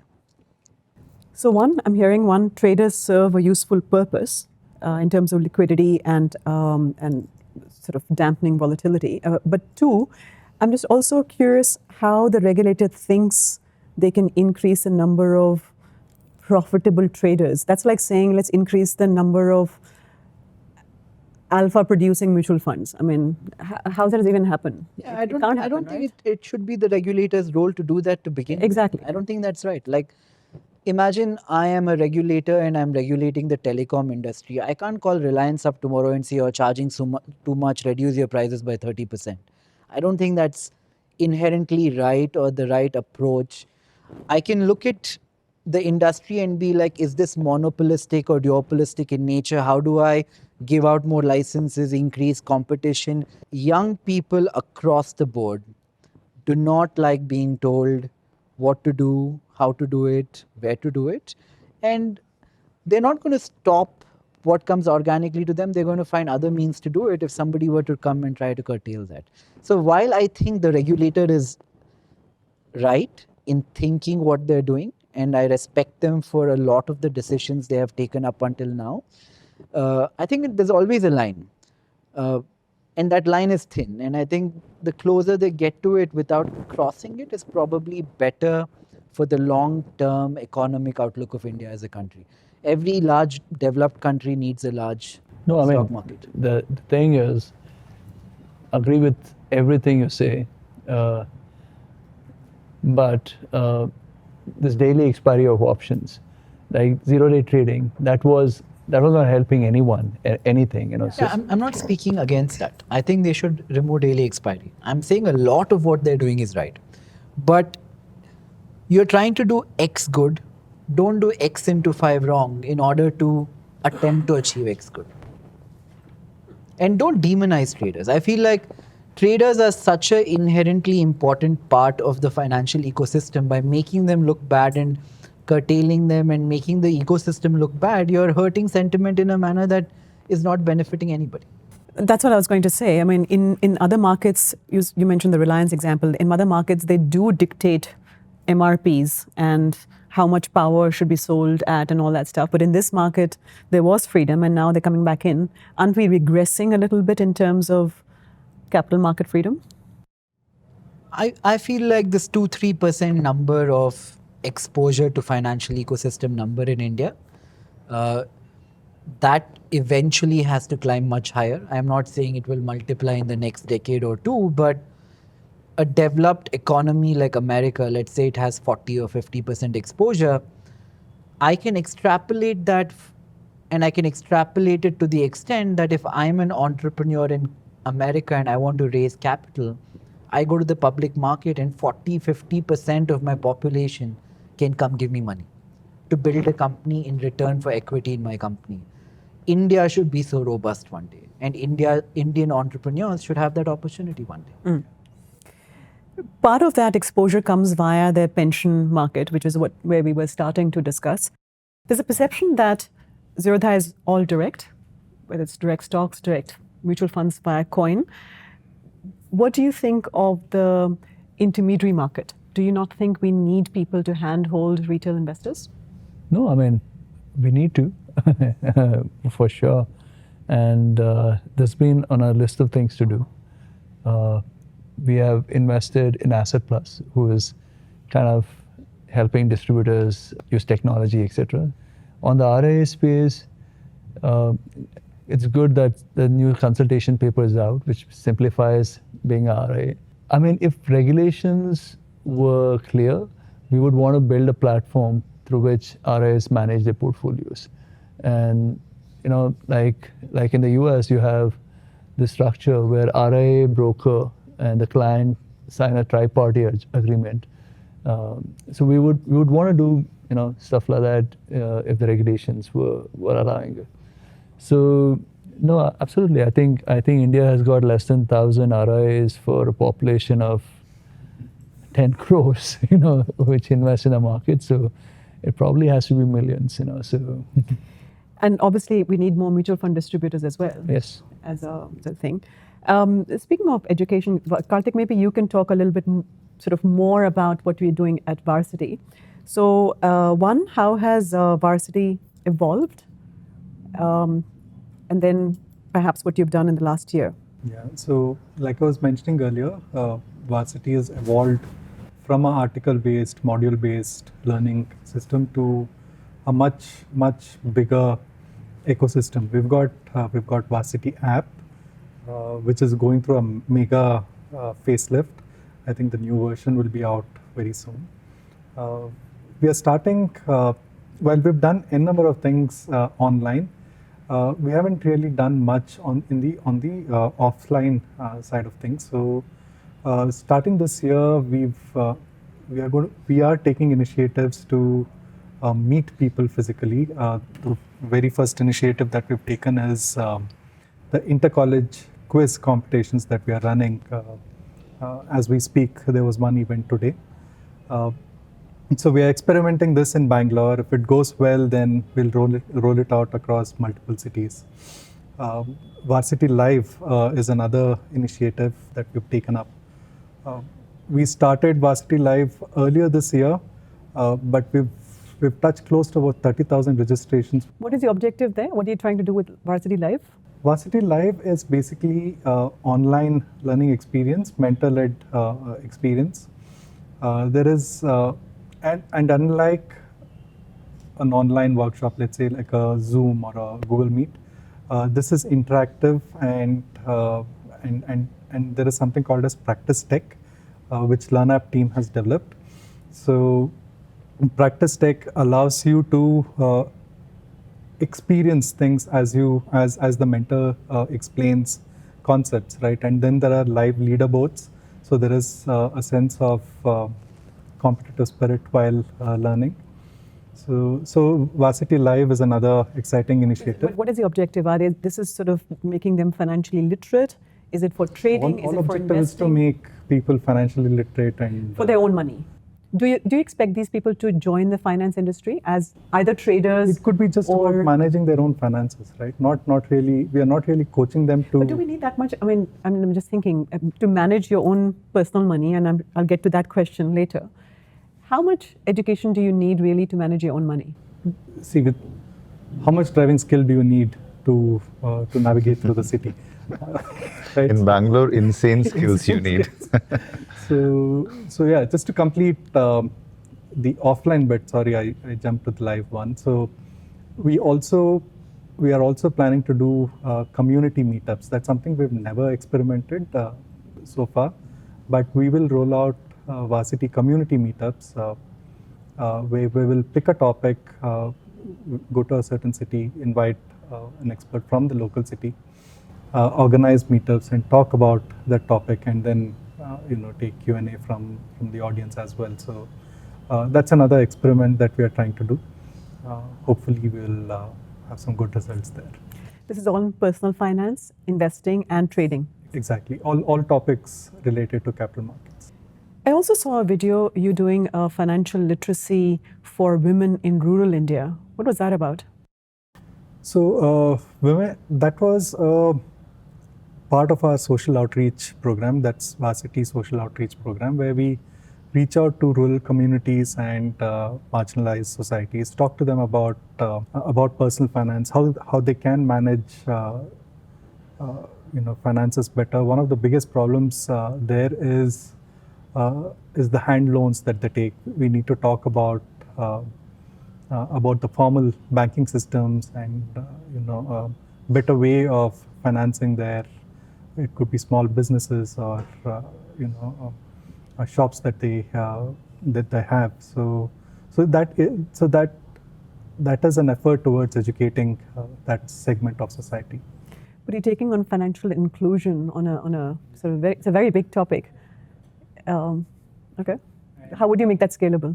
And talking about financial literacy for rural India, what I've learned is you can't copy paste urban workshop kind of model in rural community.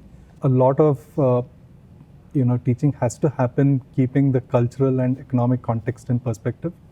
Without that, any effort is meaningless.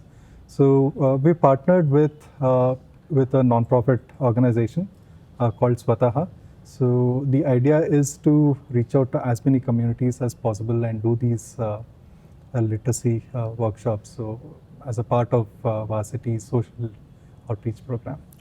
So is that only in local Kannada, or are you looking at multiple? Pan India. So in fact, the very first initiative was in Nagpur that we did last year. And it was in Marathi. So we partnered with people who could speak that language and impart this. We also did one in Belgaum. Apart from rural India, what about women generally? It's well acknowledged that women make a very small percentage of investors, probably nothing in traders. How many traders? How many women traders are there? It's actually abysmal. Women in technology, women in finance, women. It's something that we're passionate about. I have an opinion there. It's not. Most people believe that women are not interested in money, but that's not the case. I think it's a conditioning problem. Conversations about money is not mainstream on dinner tables, right? It's still a very man thing to do. While the men in the household control investments and larger spend budgets, women are given smaller budgets to manage, right? So I think it's a societal problem. I think women will start participating more, take mainstream decisions if this aspect of society changes. So are we expecting a women-only program from you as well? Hopefully. And what about school kids?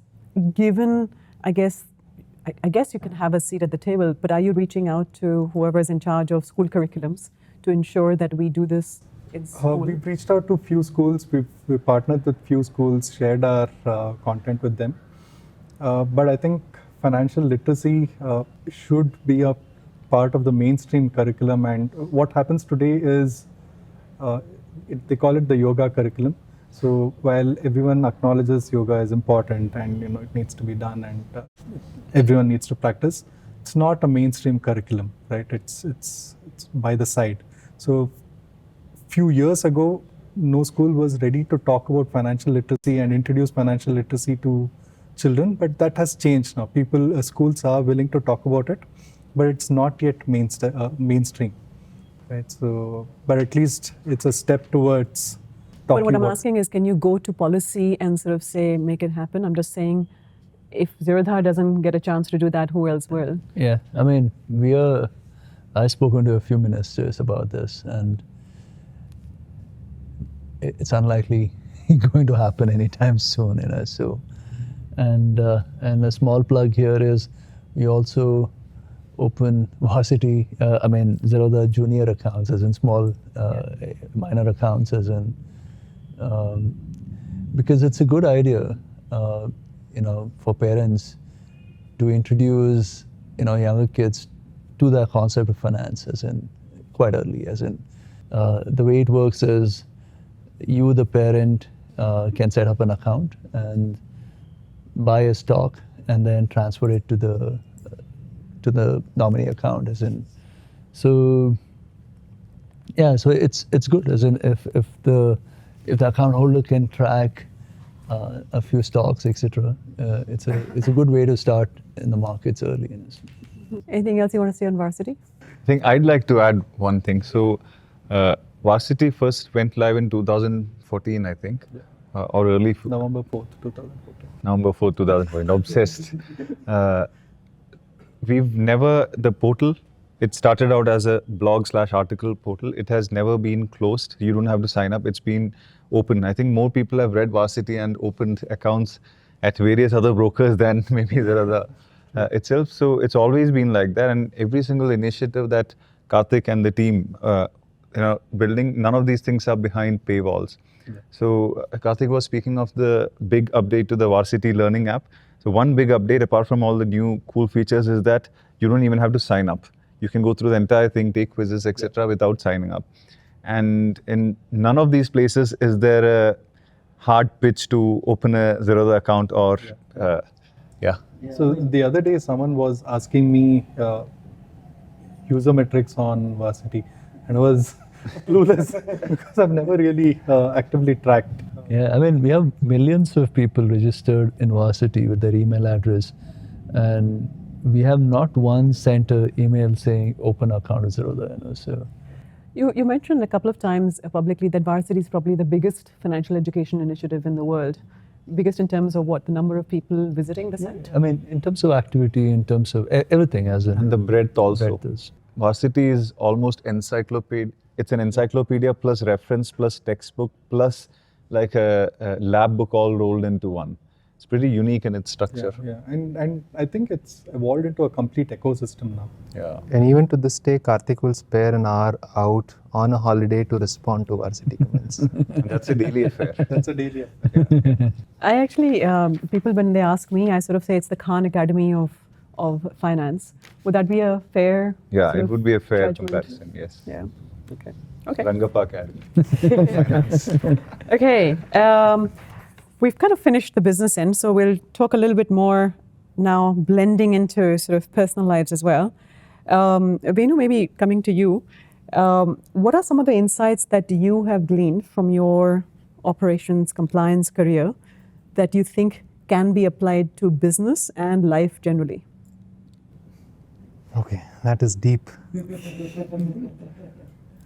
I think one thing that is stuck with me is if you intend to do it right the right way. Right? Don't always look out for expectations or don't expect something in return. If you intend to do right, everything else will follow. Right? So, and this perception has changed because of learnings that I've had from within. To give you an anecdote, so there was one of these days when we were discussing, we were tracking whether people are closing accounts during the time when we faced a technical glitch, right? We were trying to see if there has been an increase in the number of closure requests that have come about, and during that course, K got involved and he got to ask what is the process to close an account at Zerodha. And we said the process is cumbersome. You have to send a letter, ensure that there are no holdings and funds in your account. So it's a long drawn process. It wasn't easy. So K said, if you're going to make it easy for an investor to open an account, it should be simple for him to close the account as well. So then I did not agree with him because I don't think it was right to make it easy for a customer to close his account. But I think that philosophy has changed. So as I said, you don't create these dark patterns and make life difficult for someone on purpose, if someone wants to trade with us. And fortunately, what also happened was this got converted into a regulation. So a few months after that, the stock exchanges came out with a circular which said that all brokers have to allow for online closure of trading accounts. So this is something that is stuck to me. Something else, again, I think I've said this in the last year's AMA as well, is money. We've never had a single conversation around how do you increase average revenue per user, right? As in, we always look out for the customer interest and do what is right for them. Money only ends up becoming a byproduct. So these are some things that at a philosophical level have stuck very deep with me. Is that because it's possible, because you have so many other traders that are funding it, therefore you can do, I guess, the right thing by retail investors who you don't charge? Or do you not care at all that each customer is profitable? No, I don't think so. When we started business back in 2010, and I distinctly remember Nithin business plan, and the next 5 years, the business plan said that if there are 20,000 trades a month every day and you charge $20 brokerage, you end up making 4 lakhs, and that will translate to 80 lakhs or 1 crore of revenue per month, right? So I don't think we set out with unrealistic expectations. So I at least find myself very fortunate to be in this position that we are in. So I don't think it's a matter of saying that there are other ways to make money. So let's apply this philosophy, which sounds cool and good in nature. I think that is how we're wired as people. Yeah, I mean, the thing is, maybe Nikhil will disagree, but it's not that we are socialists in the way we think. The thing is, if you do right by the customer, you'll do well. As in, that's capitalism. At the root of that is capitalism, right? Now the capitalism, what is really the ugly side of capitalism is where you optimize to figure how do you generate the most revenue. Also, any critique of capitalism or any system is not automatically socialism. That's a big misunderstanding. There's this right balance to be found in everything, and I personally don't think one system called socialism or capitalism or whatever is the answer. It's most likely, like with all other human endeavors, is going to be a mix of a bunch of things in the right balance. Just throwing it out there. Why are you looking? I was looking at that plant behind you.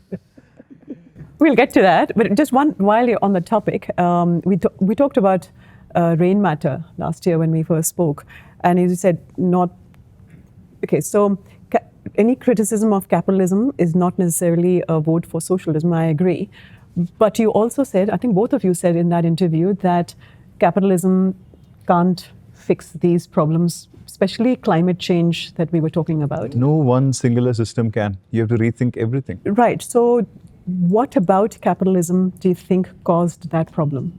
Is it capitalism or is it some actors who took money out, perhaps, I wouldn't say illegally, but unethically out of the system, and therefore we are in this mess? I think one has to take a zoomed out meta civilizational view on this. You pick anything, communism, socialism, capitalism, these are all human endeavors. Very large group of people get together and agree that we will try the system out, right?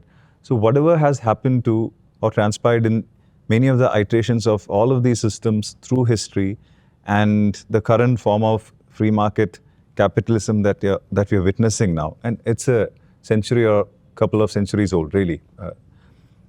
So it's a manifestation of what a large number of humans want. So the fundamental issue here is human nature itself, human greed, the human traits that give rise to extreme situations that have resulted in a planetary collapse or us at being the verge of it. So even when we use the word capitalism as an economic system or socialism as an economic system, I think we are really missing the point. Whatever system it is, whatever system we come up with tomorrow, unless human beings and their fundamental traits change radically, any new system will immediately, in a very short period of time, devolve to something as ugly as all the ugliness we talk about in whatever system. So personally, I find it very hard I can't pick one system saying this will solve human problems. No, these are human problems, not economic system problems. And that's why I am so bleak about the future. Humans our fundamental traits aren't really going to change in the next few decades or the next few centuries. So that's the only way I can look at these large systemic problems. You said things that you do are basically good for the customer and therefore are good for a business, but that depends on your time frame. You have to stretch the time frame. I think that's what I think Jeff Bezos also sort of did in terms of stretching time frame, doing the quickest, fastest delivery, cheapest delivery for Amazon and stuff. Is that, maybe I can turn to you, Nikhil, is that kind of why people should move maybe perhaps from trading to investing for the long term? Is that something that you're doing? Your question again, I wasn't paying attention when you were asking it. Okay. I was thinking about what Kay said. In the capitalism and socialism debate, I can't remember who, I think Nietzsche said that he's communist with his kids, socialist with his immediate family, and capitalistic with society at large. If you were to really extrapolate what's happening to the climate with how much energy is being utilized, consumed, one can make an argument that a socialist economy will still think in a capitalistic lens on the top. People inside the country have to be equal, but that country still has to compete with other countries. Like if you were to take examples of socialist countries that we've seen in the past, they've been very competitive as countries. So the debate you can't truly extrapolate, because a socialist country, while being, if not more as competitive as a capitalist country, will waste more energy because of inefficiencies in the marketplace. So capitalism or socialism neither have anything to do with climate. In my opinion, a large part of the climate problem has occurred because of procreation and development and growth across the world, where people have more access to energy than they had at any time in the past. I don't know about the solution. I don't want to comment, especially with Kay staring at my face. I won't be able to sleep for the next 1 week. Not because it's in my head, because somebody will be. But do you worry about climate? Do you think these people are doing interesting stuff, but you don't get involved? To be fair, I do think climate is a real problem at the core of it. I don't think the solution to climate is, maybe I don't necessarily agree with them on the solution. I think the ultimate solution to the climate problem will be energy transition. The day energy in its truest form evolves from what we have today, from fossil to maybe some kind of renewable nuclear or whatever, I think that will make a bigger dent to the climate problem than all else. And if I can create something which is an energy transition project under the capitalistic lens, where it is self-sustainable in a manner that it throws out energy which we are able to sell at a certain cost, I think will have a bigger impact on climate than some other things that I might not agree on. That's a nice judge, jury, and executioner model. She asked me a question, it's my opinion. Fair enough, but I'll conclude with this one small remark. Energy transition, absolutely a big deal, but again, personally, I am unable to even bring myself to a point where I, on a personal level, with my limited understanding, can even propose a solution. Because energy is just one tiny aspect. If energy becomes clean and cheap and very easily accessible, what is going to happen? You're going to have you are going to have an exponential increase in production of stuff that you probably don't really need. So I don't, personally, I can't. I would debate that. The marginal utility of things is a concept that history has taught us many, many times. If you were to be able to produce one kettle and you make hot tea, it has so much utility to you. The marginal utility of 2 kettles, 3 kettles in all traditional economics has been proven not to exist. So you won't produce products for the sake of producing it just because you can, if nobody's utilizing them. No, but Which you will. no, Which nobody's utilizing. but the question is, it's not about, it's newer type of products. Right? Why do Newer- people need a new phone every single year, right? Same argument. So, Yeah, but this debate it's a never-ending is debate. never Okay, ending. let's park that for... Okay, so Nikhil, are you investing in the energy transition? In the WTF podcast, you had a whole episode on it. Yeah. Not energy transition. I don't think You had we've on climate. that You yet. had one on climate We had change. one on climate, but yeah, looking actively at opportunities over the last 1 year. I think a lot has changed in that world. The cost of a unit of solar today is cheaper than the cost of a unit of thermal, which is still largely what we use in India. I think there are different kind of debates. You get solar in the day, you get wind at night, how to store the energy, how to get 24-hour energy. Nuclear of late has I think it's going to blow up in the next 1 or 2 years. Have not found that one large operating entity that I've been able to narrow down on. But we've been doing like some electric vehicles, some this, some that. Each of these can have a debate of its own, whether it's good or bad. But What else have you learned from your podcast in the last year? oh wow, it's a big question. Have you changed your mind on anything in the last year based on the I podcast? keep changing my mind on everything every day. So you ask me 3 months from now what I think about something, I'll tell you a different thing. But I've come to terms with the fact that it is okay to do that. And I feel like that's the nuance of life which makes it more fun, that you are willing to change. There are some people who are unwilling to change their preconceived notions until they're really pushed. That's not a very fun way to live. Why did you guys laugh? Okay, speaking of which, Kay, what have you changed your mind on recently? Recently, Okay, in the last year or so, since we did the last AMA.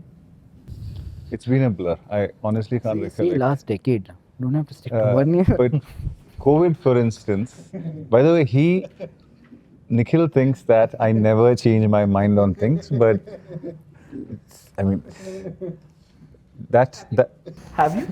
if I hadn't, we wouldn't be sitting here today. There'd be no Zerodha the way we know it, and none of us would be in the relationships that we are. That's not just me, that's all of us. everybody sitting here, right here, we've all changed our minds and philosophies in various ways to be more aligned, to be more logic centric, like Venu was saying. So he cited an instance where he changed his mind. So there are like a zillion things where there have been micro adjustments. But one big thing is, I mean, when COVID happened, not just me, like billions of people changed their minds. That completely shattered a lot of worldviews that I had. I always knew rationally that life is fickle. I was not under no delusion, but when I really saw it, that was very crushing, not just for me, for everyone. So the one distinct dent in all my worldviews that I can go back to is 3.5 years ago when COVID happened. I'll pay a compliment to Kay before we move on. Let's please move on. It's the nature of our relationship is like that. We say some bad things, we end with a good thing. So that's. So you go home happy. What's the compliment? Oh yeah, one big lesson has been that some people will never ever philosophically align, and yet they can be good friends. I'll tell you this, like you asked him questions about tech glitch and software and all of that. I think in the Indian ecosystem, again, I don't know, today's the day of metaphors and analogies. I'll draw another one. Let me take the name of an Indian master painter, let's say Raza, or let's say Taib Mehta or someone. When they make a painting, there's a lot of thought and evolution that went into the painting before the paint was put on a piece of paper. While everybody might have replicated to one degree or another a lot of the tech that is available in our ecosystem today, I think Kay was one of the first ones in India to have conceived it and built it in the manner that we have. How guilty are you feeling right now to have said that?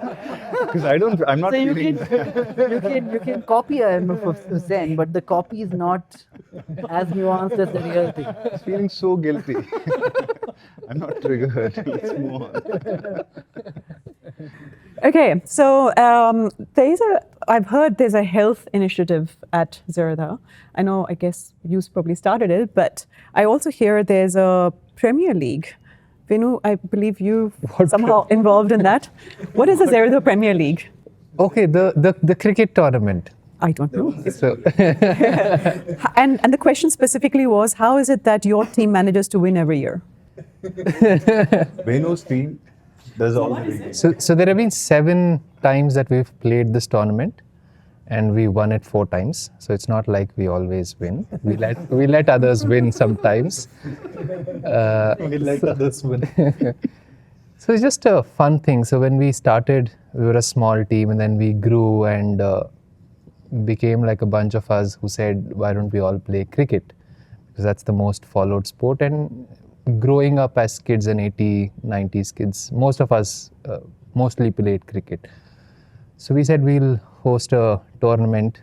Again, there's a nice story. So we went to Nithin. In our heads, we were thinking we'll have a prize money of 20,000 rupees. And then we went to Nithin and said, no, we want to do this tournament. He said, yeah, why don't you give 2 lakh rupees?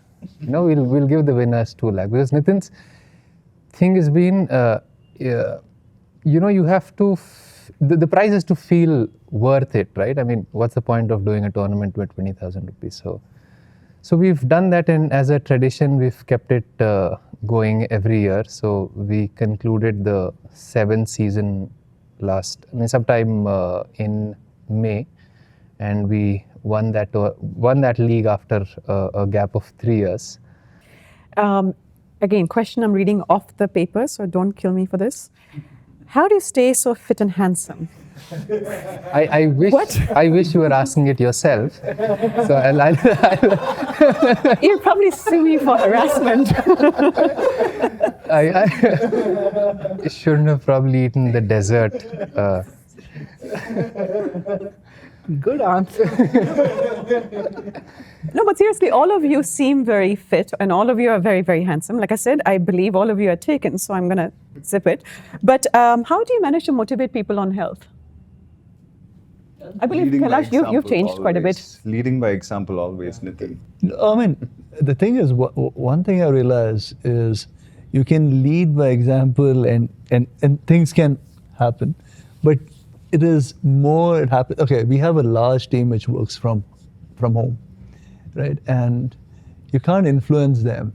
As in, you come to the office and you come on the floor, our section of the floor, or K section of the floor where tech team sits, generally everyone seems healthy and fit. But recently me and Venu someone passed away and we were there, and we are seeing as in people who don't show up, who don't, and they're unhealthy as hell. So I think it's that the health thing. It passes on from one person to other person. As in now I see him and I feel motivated. Venu and Kia is all working out now. Why are you starting working out? Can I used to work out. Can I answer? No. So, Nikhil and we used to work out. I think there was this 2-year period where we went to the gym after work every single day, 5 days a week. 7 years ago. Huh? 7 years ago. 7 years ago.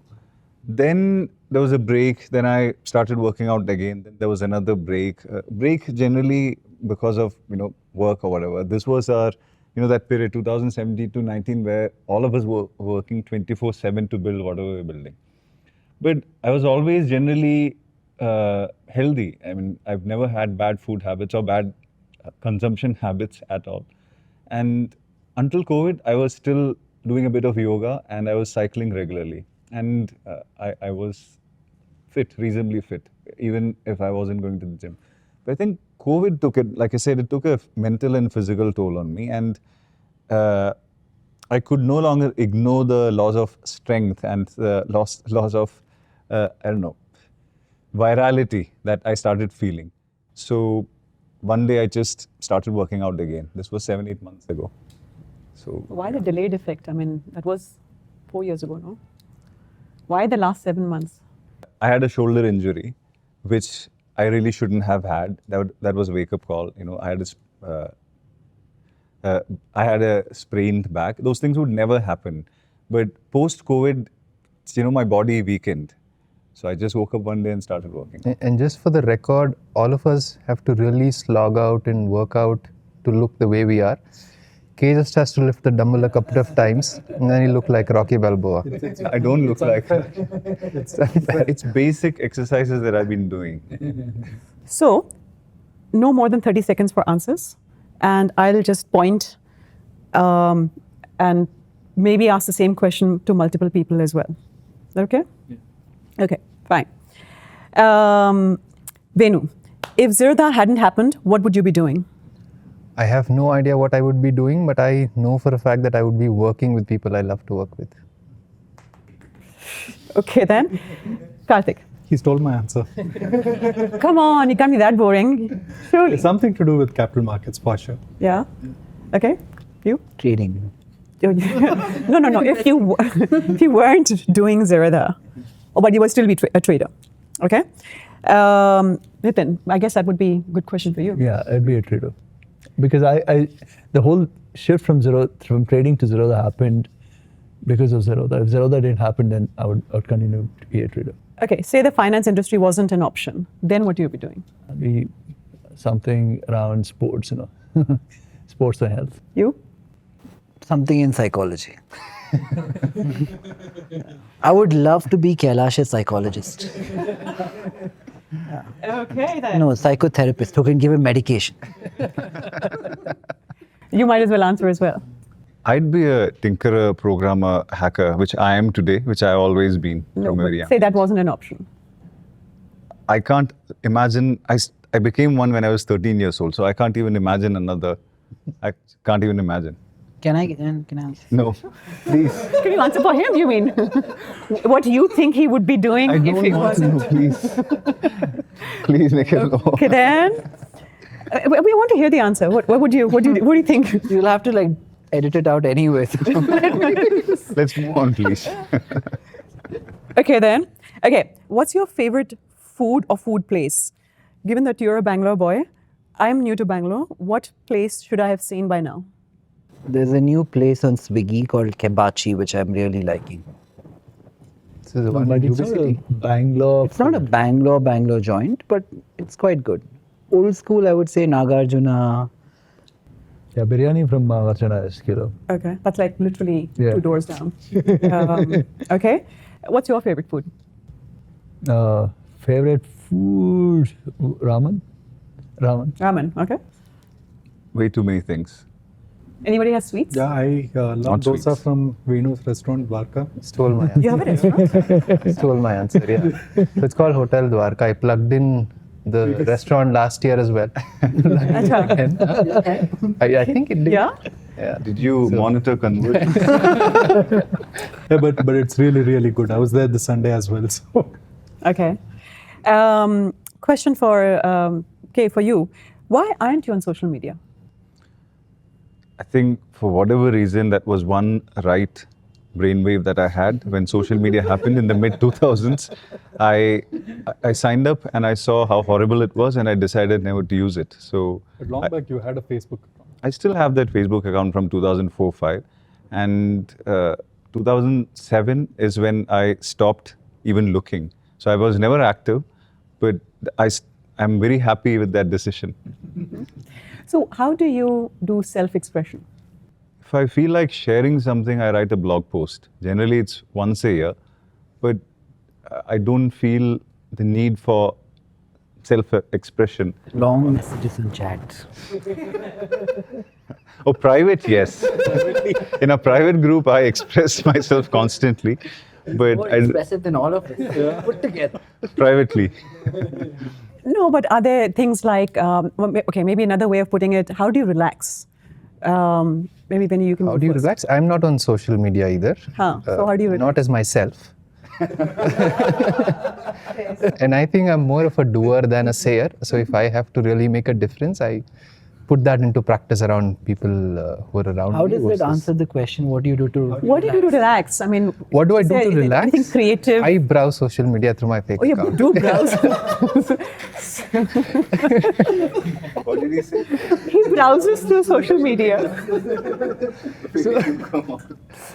So it gives me Okay. the freedom to say whatever I want. You do photography, right? Yeah. Do you put that up? Do you put that up to the I have a world? blog as well, so put up all my photos with whatever I feel on my blog.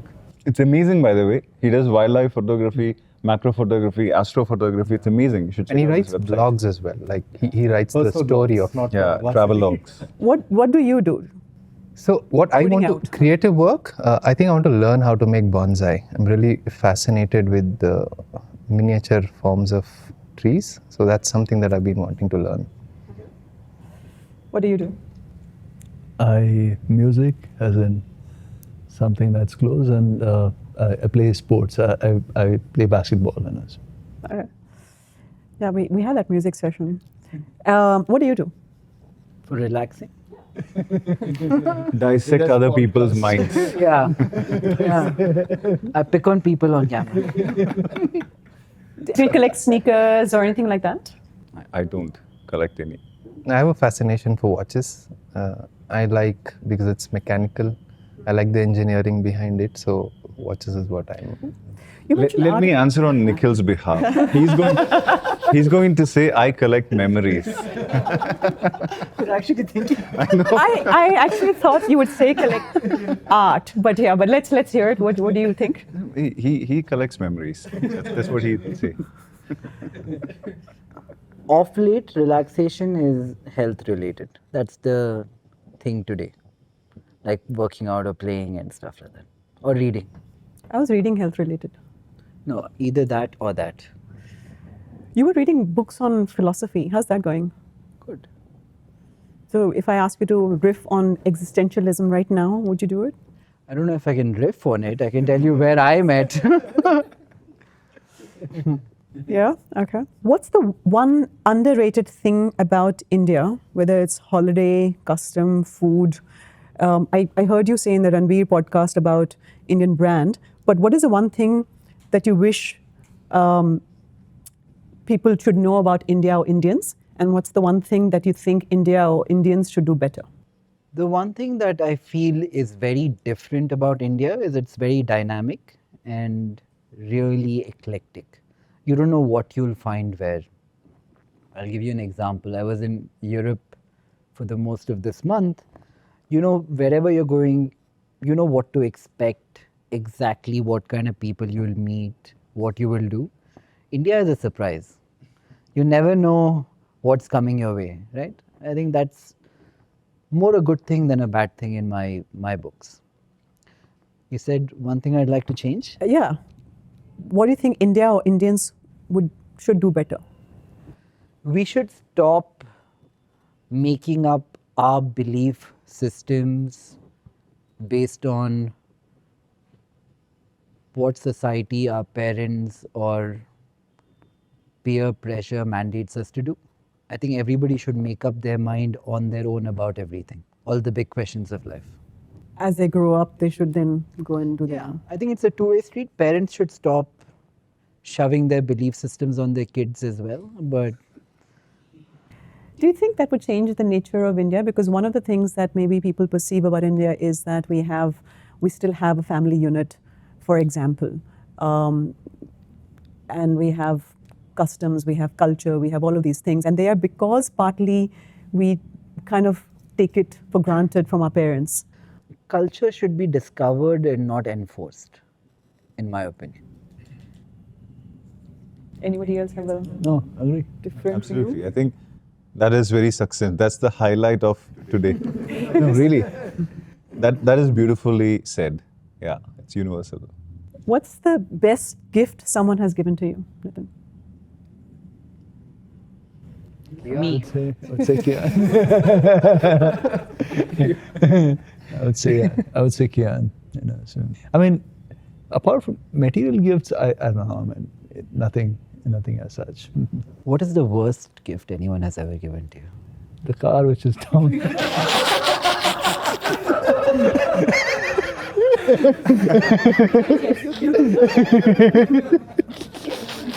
I have a wound here just trying to get into his car. It's totally different. Do you want to take that question as well? What is the best gift someone has given you? Material gift, I don't know. I mean, I got a coffee machine from. A what machine? I got a coffee machine from SEMA. That's really nice. Non-material gift? Sorry? Non-material one? Don't say kids. Yeah, that's a very boring answer. That should be disqualified. Exactly. That's why I said coffee machine. I'd like to answer your previous question. What in India is underrated? I think India as a whole is thoroughly underrated. You pick movies, you pick art, you pick culture, you pick cuisine. If you go outside of India, wherever you are, only an exceptionally narrow sliver is captured. Indian movies are just one type of movies. Indian music is one type of music. Indian food is the same 5 dishes. But that's not India. I mean, every single thing that you pick, there is infinite diversity and depth, and none of that is captured. So India probably, as a whole, is the most underrated country when it comes to absolutely everything. This is something that I've always felt. Okay, well, thank you very much, gentlemen, for humoring me and making the time. Thank you for giving me the opportunity. Thank you. Thank you.